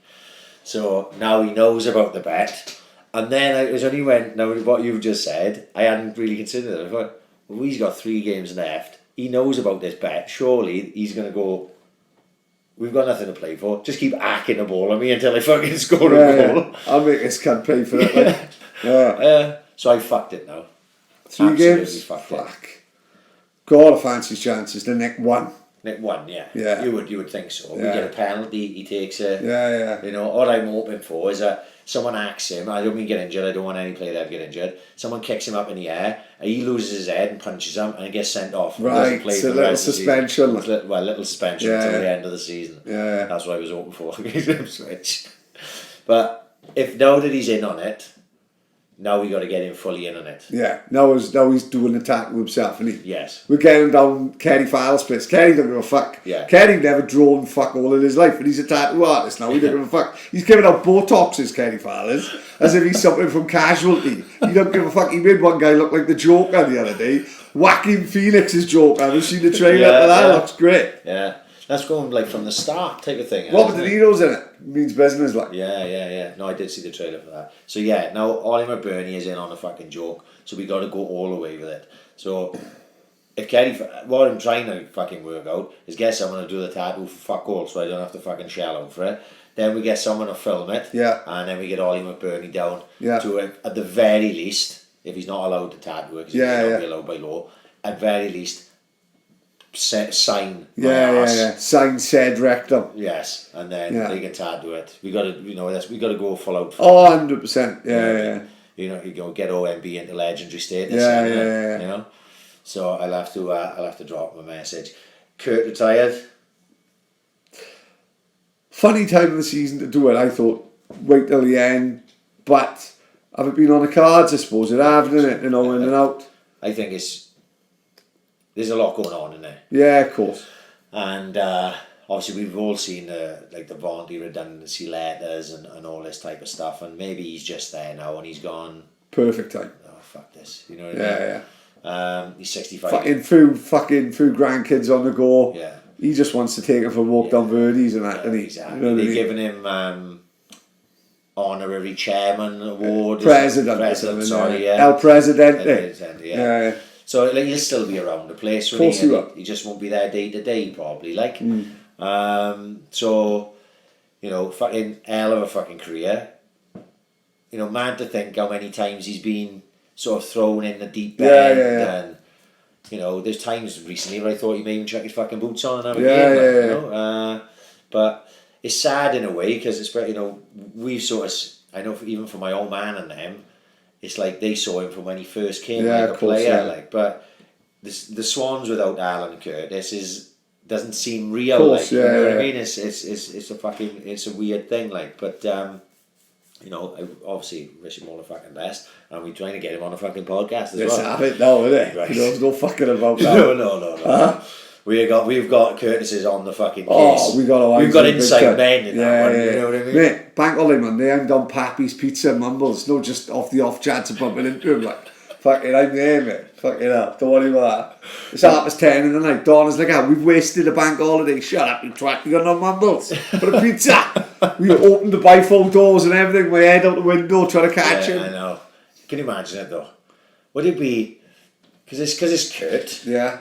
It's like, Kurt's like Father Christmas. It's like, how can you say cunt in front of Father Christmas? How can you get Kurt in Portenant? He'd be fucking mobbed. Kurt, It'd be like when Nigel Avers come to one way. Imagine we tried to get Owen to Jones over Portenant. Oh, it would be game over. Yeah. But we may have to go to Kurt, but he's not in Liverpool lately on night. He's only in the We'll get Gilly to sort of Bistro Pierre. We'll start off for fucking hazelnut basket on the way. We'll get Gilly sort of the back room in Bistro Pierre. We'll lash him up. Chuck some of that wine down there. It did you all right. It'll do. Kurt will be like, no 2 bottles of wine in. Tell all the fucking back room stories. Be fucking great to be taking our presidency off him. Fucking brilliant. They'd load of boxing while we were away. Right. Crawler Lomachenko start off. Because it was always going to happen. The knockdown looked a bit fucking soft to me, but who the fuck am I to say anything about a fucking pound for pound great? Like, no, he was when you take it at a whole on what I'd seen, they had said that Lomachenko never wanted to fight. He was mandated to have the fight. Okay, right. Like we talked about it, I didn't want Crawler to fight Loma. Yeah. We asked Chris Jenkins about it, didn't we? Who else did we ask about it? Said you can't take out Darren Wilson. I think. How are you supposed to take that chance away from him? Millions to fight one of the best in the world. That's why you're in the sport. Even though a lot of people on the outside went fucking Crawler should be nowhere near Loma, which was true. He had won the eliminator to get to that stage, so it was. So, but apparently Lomachenko didn't want to fight Crawler. Like, he wants to fight the best guys, right? And I think that showed in his performance. Because when Lomachenko fought Linares. Linares being one of the best. Yeah. He took his time and he sort of got into the fight and he was wary and he picked his shots and this and that. I didn't see none of that with Crawler. He just literally just walked all over him. Yeah. He fucking walked all over him. And it was a weird one in the third when the ref jumped in. And all fucking Lama's guys come in the ring. Yeah. And he could have been stopped there. Even though he didn't look hurt. Do you see what the ref did? The ref stopped it. But then, because he seemed to perform a tantrum, he just said start to count it. That's the same ref, Jack Reese. That was the ref for Tyson Fury, Deontay Wilder. Really? Yeah. What he said was that he felt the ropes were keeping Crawler up. Right. The rope, if you fall, if you get hit and you fall, and you put your arm out and hold on to the ropes, it's still classed as a knockdown. I see. So it's not a standing 8. Yeah. It's a knockdown, but he will count to 8 and then to 8. And that's what he was saying. Even though Crawler was backed against the ropes, maybe he was using that as an excuse afterwards. After the fact. But when he got clever thinking on his feet, anyway. Yeah, when he got knocked down in the 4th with the right hook, and he literally went face first into the fucking ground. That was curtains. I know why he was even counting in. But you've seen a different side of Lomachenko, which I think a lot of champions need. We talked about with Sugar Ray Leonard before. That video with the guy from Blackpool. Spiteful as fuck. Yeah. Spiteful as fuck. You with Lama, he's always seemed, he puts it on people and that, but it doesn't. It's not like that nastiness to it. He's just boxing them up like. But I saw a bit of he had no respect for Crawler or what he could do to him. He had no respect for any of his power. He stepped all over him and then flattened him. And it was just sort of like, right, let's get this fucking guy out the way so we can get on to the fucking next one. And I hope Crawler's alright. And I hope he did have enough money from the fucking fight to... I'd have thought so. To jack it. Do you see Ortiz turned down $7 million to fight Joshua? And he had 500 grand for Wilder. Right. What a blow. Do you think, though, right, that because everyone's VADA tested these days... He's thinking...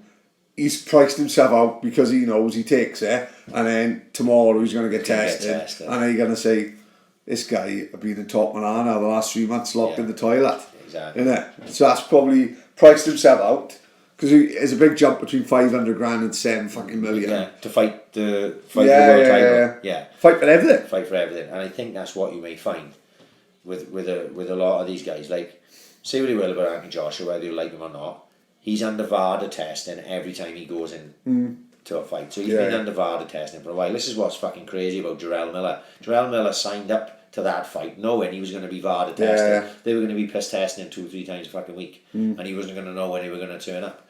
So to take EPO and all this stuff that he couldn't have just ingested by drinking a drink, he had to have injected into him and shit like that. EPO is that stuff that he was doing Lance Armstrong was on. The documentary? Yeah, Icarus and shit. Yeah. So he knew he was going to get tested. The thing is, did he eat the fucking steroids or what? Because he's a fat fucking animal. It's not like, Anthony Joshua, you look at him and you go, oh yeah, if he got popped for steroids, he wouldn't even blink, yeah. Whereas you look at him and you go, he's a shapeless fuck. He's a shapeless fat cunt. So you just go, I just can't fucking grasp it. And then knowing, as soon as you accept the fight, if he was on gear before, you go, there's a chance I can fight Anthony Joshua. How long till this gets out of my system? Yeah. We won't sign the fight until it's clear, and then I'll have to behave until the fight's done. He's still taking it while they're in the build up the fight, so then of course you're going to get fucking popped. Because the very worst thing can happen, he loses. That's not the end of, No. He still gets a fucking £5 million payday. He gets a life-changing fucking payday. And a chance to win a world title. And he's only 22-1 if he loses. He's still got big fights in. After that. He could fight all the top 3. Yeah. You could have a rematch with Wilder. No, you haven't fought Wilder. You could have Ortiz in. You could have a fight with Wilder. You could have a fight with Fury. That would be a valid fight, a valid test for all 3 of them. So he could work his way around them and easily possibly win one. Yeah. Do you know what I mean? And if he don't win one, he's set for life. Yeah. But he's one of those gatekeepers where if these 3 fuckers ain't fighting each other, he's a valid opponent for every single one. And it's just mind-boggling to see Like Ortiz, why would Ortiz turn down a fight? Yeah. For There's only one reason. Because- 500 grand for fighting Wilder in an Yeah. up and down barnstormer, Yeah. which he nearly won. Which he nearly won. Yeah. So you take 7 million all day, wouldn't you? To You fight think so? Anthony Joshua. Yeah. None of it makes sense, and they're gonna end up with someone, but it's probably not going to be even the ones that they think they're talking about. Because a lot of these guys are just going to go, no, it's too short notice, no, it's Yeah. this, it's that, and I don't think anyone. There's got to be a point where people turn around and go, maybe they just don't want to fight AJ, like, because they may get smashed. I don't know. But they are fucking heavyweight boxers, mate. Yeah. You know. But surely, Where's who desire to be the best, isn't it? yeah, because with the Tyson Fury thing, I'm frustrated as fuck, and I'm the biggest Tyson Fury fan in the fucking world, right? In my opinion, I would love Fury to fight Wilder again, knock him out, AJ again, fucking beat him up, right? I'm a Fury fan. But I watched an interview with Fury where he said, his own words were, I'm not interested in fighting lower level fighters. Exactly, I only want to fight the elite fighters. I'm an elite fighter, I want to fight the elite fighters. Until he had the 30-40 million pound contract from ESPN. Besides him, and now he's fighting a fucking milkman from fucking Nuremberg. Yeah, But he's gone back on everything that he said. Everything he said. And by signing that contract now, the 3 fights are as far away now as they ever been. But like, it's so very well looking after the cash cow and all that. I totally understand that. But lumping fuck, it's a sport, isn't it? And the best should fight the best. Like, you can't get the top three, whoever knows the top 3, avoiding it. It's just fucking makes a bit of a mockery. Like. This is why UFC is spot on. UFC's monopoly. It might be a monopoly, but it works. Like, for the fan. For the fan. Yeah, for the fan. Because if you were the champion, you fight the guy who's number 1. Yeah. Or maybe number 2. Most of the time. Not always. If you've got like a McGregor or like a fucking, they brought CM Punk in and fucking... Yeah, right. And like Brock Lesnar in number 1, but they'll bring him for a super fight. Yeah, GSP. They will have to do big pay-per-views every now and again. And Not they no bring more in though. an attraction. Not anymore. Because that's finished now by the looks of it. But they always make the best guys fight the best guys. So in turn then, that's why you get classic fights like Max Holloway against Dustin Poirier and Israel Adesanya is fucking against Kevin Gastelum. Yeah. On the same card, they are 2 of the finest fights you'll ever see in your fucking life, because they pit the best guys against each other. To now, I'm the biggest defender. We are the biggest defenders of boxing. We've had this conversation, like, on WhatsApp groups and stuff with boys who are big MMA fans, and they go in, no. And now I can see it. I'm like, as soon as Fury did that, it sort of broke my spirit a little bit. I was like, there's a genuine chance that I may never get to see Tyson Fury versus Anthony Joshua, and I may never get to see Anthony Joshua versus Deontay Wilder. And they can all point the finger at each other and blame each other. And I'm even more confused about who's the fucking actually blame than I ever was before. So they're not going to get it on, not close. Then Dylan White is fighting this guy Rivas. Yeah, have you ever heard of him? Honestly, not really, no. Right, thank you. Right. And they expect to sell the O2. No, if that sells out in minutes, then you know Eddie earns. What I'm saying is the StubHub thing. Yeah. Because they put Madison Square Garden, Joshua Miller is the fastest selling boxing match ever at MSG. But it's not.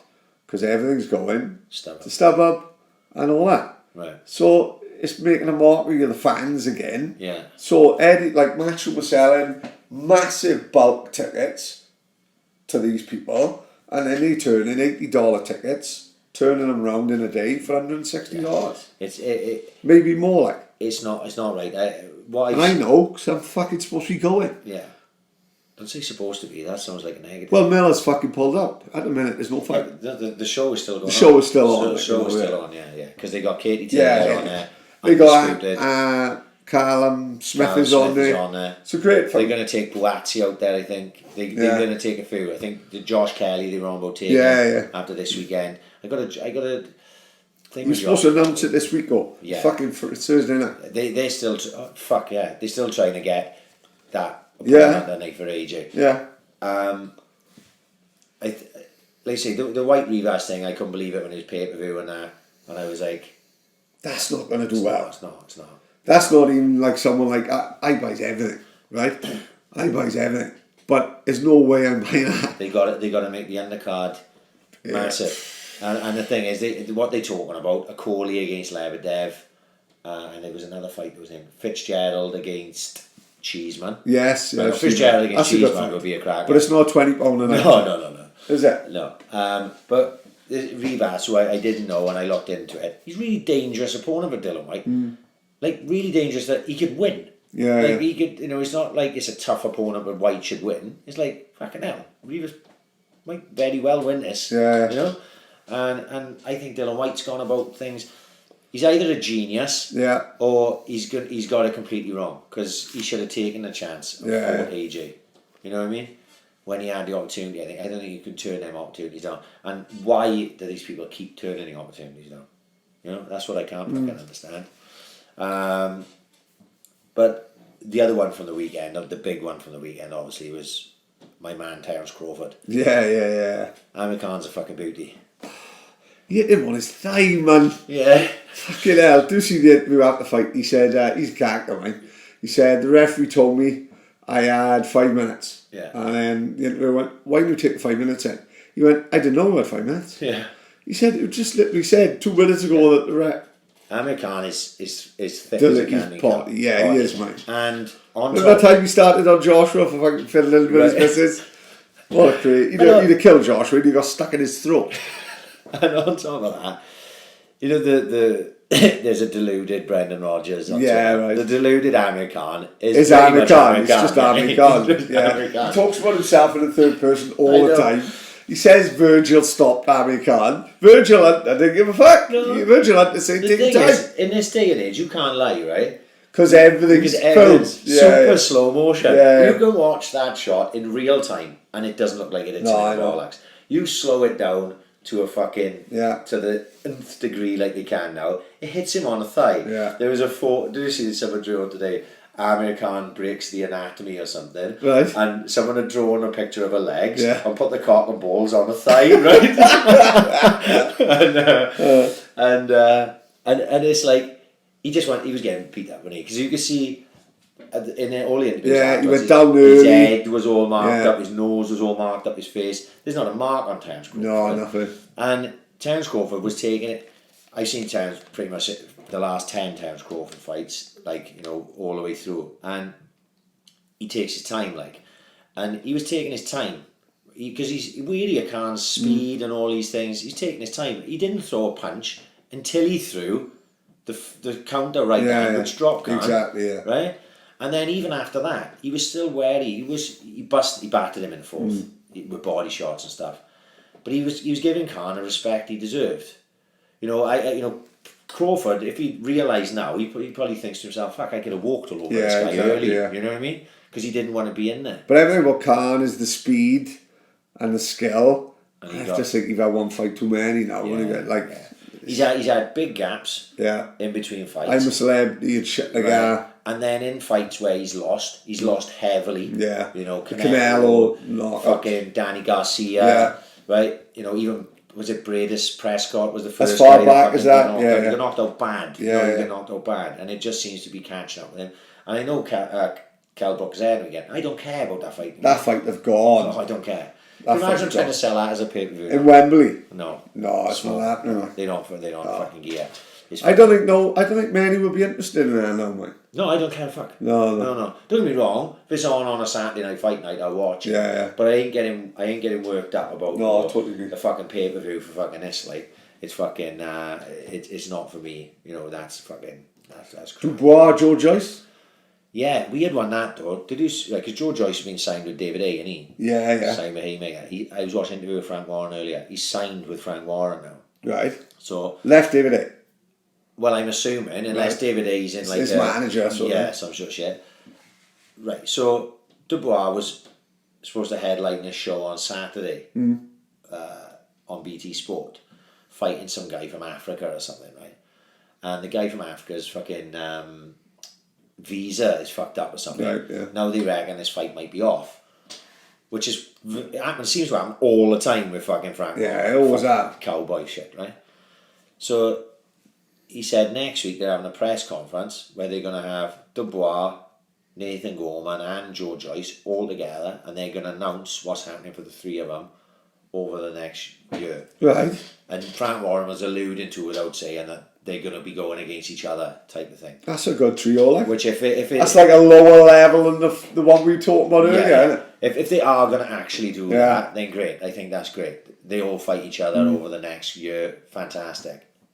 But Frank Warren, he's no faith. Like, no, it's not. Like, you know, there's just so everyone's talking about it now, and we've got the feeling he's going to say just, Gorman's fighting, Dorian Darch from Merthyr, fucking, he's fighting the fucking milkman from fucking Venezuela. There's just sort of no faith. Like the Billy Joe Saunders show now, it's in Stevenage, isn't it? You're talking about Billy Joe Saunders now, who after he beat David Lemieux was one of the most talked about boxers. Joe Rogan, Brendan Sharp talking about him on a podcast. Exactly, and now he's fighting in Stevenage or some shit. Talk about like a right draw. Yeah. A lot of that's Billy Joe Saunders. Of course it is, right? But it just, you look at Frank Warren, you've got no faith in anything that one thing to say about Fast Car Eddie, you get a show on. You get a show on. You know. Yeah, you get a show on. With Frank Warren. I don't know how many times I've gone, oh, right, Anthony Yard's fighting this guy, looked at his record and thought, oh, this guy might be a decent opponent for him. And then he's had 4 opponent changes in the week in the lead up to the fight. Well, if it happens once, it's unlike when you talk about it happens 3 or 4 times. Anthony Yard's trainers are what, am I? Absolute perler. Oh, Tunde Ajayi, Tunde, I haven't got a clue what's up. Tunde don't know what time it is. No. Does he? Because he's got mates with Spencer Feeder, and Spencer Feeder loves him. I'm wondering whether he's just on the wind-up. Is he just on the knob? Like? You'd think so, wouldn't you? You'd hope so, but you can never tell. You can't say that Yard is better than Andre Ward. Like. Better than Andre Ward. Andre Ward. Andre Ward didn't even know what Anthony Yard is. Exactly. It's like, what the fuck are you talking about? Who's he? Andre Ward talks to God. Yeah. Tunde Ajayi fucking, and even got fucking Frank Warren's number. Andre Ward is a brilliant talker about boxing. Oh, he's great, yeah, he's great pundit. Yeah. Great pundit. But when you talk, like say, he was saying, Warren was saying, Anthony Yard is going to go to Russia and he's going to fight Kovalev. But same as anything, talk is cheap. And it hasn't been announced yet. They're just going through the contract negotiations. Same shit I've heard loads. Exactly, yeah. I believe it when I fucking see it. When he's in the ring standing opposite exactly. Kovalev, then I'll believe it. But up until that point, I ain't going to fucking believe it. Like, you know what I mean? Which is a shame. But Cage Warriors this weekend. Our mate Glenn Williams. Oh, Glenn the Sledge. So, the Principal Talbot. The Principal Talbot, Glenn the Sledge Williams, who's been on the podcast, is fighting. That's his first Cage Warriors fight, isn't it? I'm sure he's fought in Cage Warriors Academy. Yeah, this is Cage Warriors Academy as well. Oh, is it really? Right. So it's not his first fight then? It's not his first fight, that's right. He has fought Cage Warriors Academy before. Cage Warriors, I've got a show in the Motor Point on Saturday. I think it's a Motor Point, is it the Ice Arena? I think it's the Ice Arena, I think. They were 2 boys talking about. Or the Vale, what's the Vale? Oh, fucking hell. I don't think it's Motor Point, mate. Right. And he's fighting in Cardiff on the weekend. Actually, a really good show. He's on in the afternoon, I think, because they're going to do like a full fucking day. That's it, yeah, which is brilliant set. I didn't go on that, no. No, fuck right. Well, I couldn't go to Richard Ashcroft, so I couldn't. Right, my brother and them have got cage sides, haven't they? Right, that's VIP fucking cage sides. They were about 100. Oh, that'd be well worth the 100. It's the only way to do it. Yeah, it's the only way to do it. They'll have a great day. But no, because obviously with this thing going on, if I didn't have it, of course, I would have gone 100%. But good luck to Glenn Sledge. Oh yeah, big time. You know, he did sort of turn his back and let's go on a TTLO the other we day. don't mind that, you know what I mean? And Rowan Rowan Crocker as well, I think, is fighting. Josh O'Connor's fighting. Really? Oh, amazing. From CF 2014 again with Tessa's gym. But Ricky George had to pull out, he's injured. Right. So there will be Swansea boys amazing. Representing at Cage Warriors at the weekend. And normally with Cage Warriors, what's great about watching a Cage Warriors show is they put everything on Facebook. So if you're on, obviously most people are on Facebook. Yeah. If you're interested, just follow Cage Warriors on Facebook, and they'll stream the live prelims live. So maybe they won't show Glenn because maybe Glenn will be too early. But normally they stick the prelims on like around 5. Yeah. And you get to watch all the undercard up until around 7, and then the main card then is normally on UFC Fight Pass. But if you have if you have a way of watching UFC Fight Pass, you can see it all. And Cage Warriors normally put on a brilliant show. it's always worth watching. So it's Saturday, if I'm not doing anything, I may go, I'm thinking about going to the Swans. It's probably the last game I'm going to, we get Derby home or away, I'm not sure. Not sure. But I'm thinking of going to the Swans Saturday, just so I can be there when Oli Mcburnie fucking amazing. runs to the crowd and Dan James starts tattooing his ass Brilliant. for the band. Like, you know what I mean, you've got to be there for that. Do you see that Aiden James one as well, abroad as well? What was that? That Aiden James, have you seen him? No. She was one of Chris Reese's boys, like, he like fought abroad the weekend and got a knockout as well. I missed that. Doing well, fair play. He fights abroad quite a bit, he'd be good to have on, like. Is it, Yeah, maybe we get into him this week, like. Yeah, we'll have we're up for anything. Yeah. Any ideas, by the way? Andy Robinson got back to me? Oh, hang on. No. Oh, I got about 1,000 messages. There's probably a load of fucking people giving me shit now because they haven't got tickets. I think I can announce that we sold out. Not bad an hour. You know, let's be honest, we not fucking take that. Ooh, Stu Baker got the last two. Oh, is it? Yes. Oh, well deserved. He's a good boy. Yes. So let's have a look. Let's just confirm that 60 tickets are sold out of 60. Yeah, what? Sell out, not bad for the pair of pricks. Oh, mate, 100%. So before we go any further than that, Boney Rugby this weekend as well. That's where I'm going Sunday. Is Boney Rugby this Sunday? Yeah, fuck yeah. You're going to do? I told you I'm taking the kids. Oh, you was over going on the Boney bus and everything. Once you had a bus on, how are we going to be? I take the Jam Jam. Oh, I'm Donna's away on a band trip. So yeah. In Scunthorpe. Right. The party capital of the world. I'll bury maybe. What time are we leaving? I don't know. I'll have to find out what time they're kicking off first. I'll probably turn up and the fucking, I don't know, the Newport Dragons will be on or something. I'll be on it. It's no stewards as well. I'll be on a pitch invasion. Me, Joe Yates. I'll be Broxy. I'll be all mom and I'm drive, Boney. Come on, you cunts. Me, Stephen Scannell. It's going to be fucking great. Yeah, I'm going to, because Niall don't give a fuck about rugby. But it'd be good experience for him. Niall just likes watching competitive stuff. Yeah. And I said, look, we'll get to go inside the Millennium Stadium. And he's like, oh, fuck yeah, 100%. Up for that. So if proper pitch side and all that, it'd be great there. So I'll find out the times, I'll check all that out Yeah, tomorrow. happy days. And if it's just me and him, then, well, saying that, if it's me and him, you can jump in with me and Tina Rankin if you want. Oh, amazing. I'm up for that. We'll go to fucking Prince of Wales for some Wetherspoons food. That's where all the scumbags would be, like Nicky Harris and that. And, yeah, good luck to putting mine on it. We know obviously there's a lot of boys who we get. Oh, fuck yeah. That's a huge game for them, mind. Massive. Playing in Millennium fucking Stadium. No, you'd have them fucking playing on fucking... Yeah, they'd be They'd be at Bowling Mine Park if I had my way, just so we can get on the pitch with our cans. So, what a dinosaur. Good luck to the... Go drive Boney. Will it match the football team though? Who were once so fucking popular. Remember the people... wrote on the roof, go Boney, which is fucking, that takes a lot of dedication. Boney was a horrible place to go. Yeah, Di James, that guy who looked like Peter Kay, Di James and him walked around Asda naked on Di James' stag do. He got arrested, he was in the sun and everything. The one who looks like Peter Kay, Liliet Deno, Deno tacking around the throat. Yeah, fucking tough old game. Always tough. Muggy used to look an animal, didn't he, on the pitch? Audible player. Woodsy, I love Woodsy, little rat, but great player. I loved him. Never get played one of my only games for the first team. He was playing. I nearly broke Colin Breen's leg, didn't I? 50-50. And that was the day I nearly broke Woodsy's leg. Was it? Yeah, and Mark Woodsy. And I always give Jamie Breen shit because the week later we drew 1-1 with her. And we done it, don't get me wrong, Woodsy was one of the best players. If I played Woodsy 10 times. No, we beat them that day. We drew 1-1, I think. No, we beat them. We beat them, did we? Yeah, we beat them. I thought we won. No, you played, Nigel Bragg played, remember? Yeah. We had like 11 men.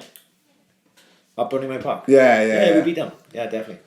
Good player, Woodsy. If we play against him 10 times, 9 times he murders me. That day, I made a fucking fool of him. Yeah. No, I'm joking. I think he broke Colin Breen's leg.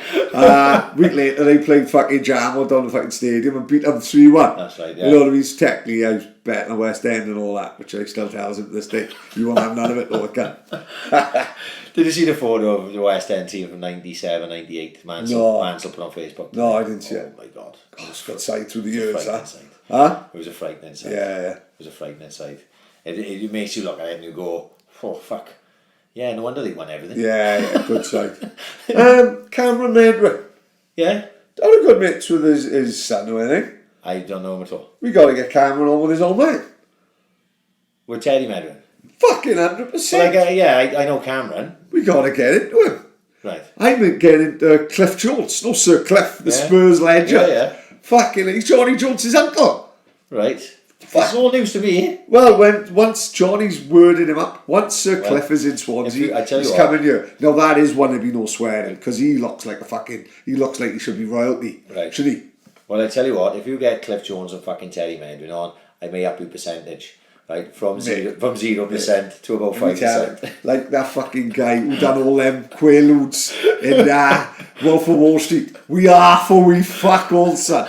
You can fuck off if you think you're driving around in a helicopter and I'm still in the back of my cousin Mark's Nissan Sunny. You can fuck right off, son. Oh, right, are we getting the fuck out here?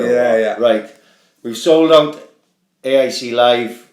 Thank you to everyone who's fucking bought tickets. It's quite fucking mind-boggling that you'd want to come and see us, couple of pricks. But truth be told, I did think 60 we'd sell. I just hope that I don't get... I tell you what, if you're going to give anyone shit, message Paddy for a change, because I got to deal with fucking loads. I'm working about 14-hour shift tomorrow. Give Paddy some shit. No, leave me alone. I'm too busy watching Naked Martin you want you fucking with the Alabama hockey mask. He's out of control. Mate, he's fucking lost the plot big time. Right. He's going to kill himself live on Twitter, and I personally can't wait to see it.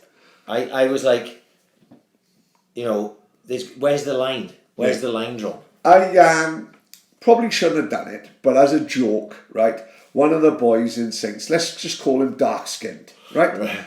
Super Bradley Fitman, best song in Swansea. Yeah. Now, when he won Player of the Year last year, I pulled a pillowcase over my head, as if I was one of the Ku Klux Klan. Only for laughing, in-house joke. Yeah. No one who breathes in, and the pillow went in my ear. I fucking nearly suffocated in the presentation, right? I nearly had a heart attack, right, in the presentation, giving out Player of the Year award. Nobody who just breathes in, and the fucking... So Naked Martin with the shit and the cling film over his head, Michael Hutchins died for a lot less than that, man. Yeah. You know what I mean? But at least Michael Hutchins had fucking Kylie sucking on his cock at the time. Naked Martin, who's sucking on his cock? Probably next door neighbour's dog. I'd like to thank Josh Cuggy for bringing that to my attention. Disgraceful, wasn't it? It was horrific, man. Alabama hockey mask. How was that even such funny? I've always thought of myself as a man of the world. Yeah, and I ain't seen nothing me. like Naked Martin. That guy, he's fucking savage. You don't fuck. It's weird to just see people having sex these days. It's all just crazy, doing the most crazy things. I turned away from Game of Thrones when our little girl started shagging in a week. Well, yeah, because in her mind, she's still like 12. Exactly. But she's not, she's probably about 24. Well, she was probably 24 when she started. This is what happens, when you know what I mean? Game of Thrones class. Spuggy from Biker Grove. I used to fancy her. Only ginger girl I used to fancy. She was fucking 13. In real life, she was 21. I was only 10. That's again when I got wanking on my father's telly in 1989. We try not to talk about that. Great to have Game of Thrones back up. Oh, amazing, isn't it? It's amazing. I was going to let it build up and then watch 4 and 5 at a time. But now I'm thinking, I like some Monday night. Like, we haven't got time no more. Like, you know what I mean? No. I'm like, I can't get in on a Monday, so I'm just like, I watch 9 it when I had putting it on. Just get it on. But I love Game of Thrones. Amazing. Fucking amazing. It's brilliant. Right, we are going to get the fuck out of here Okay. now. Big shout out. I haven't done a fucking intro for this one because it was just 2 of us, but we've talked about Boss Brewery enough. Boss Brewery before the Hull game. If you're in there, you know the drill. Tag ASC podcast. If you see Sarah down there, tell her we sent you. Because any of that shit, trust me, she's amazed by it.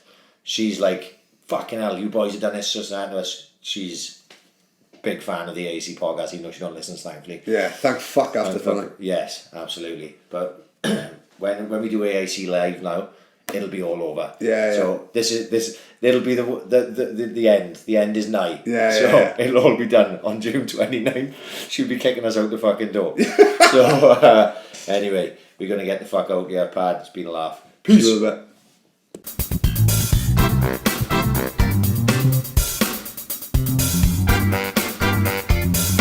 Ambition is critical.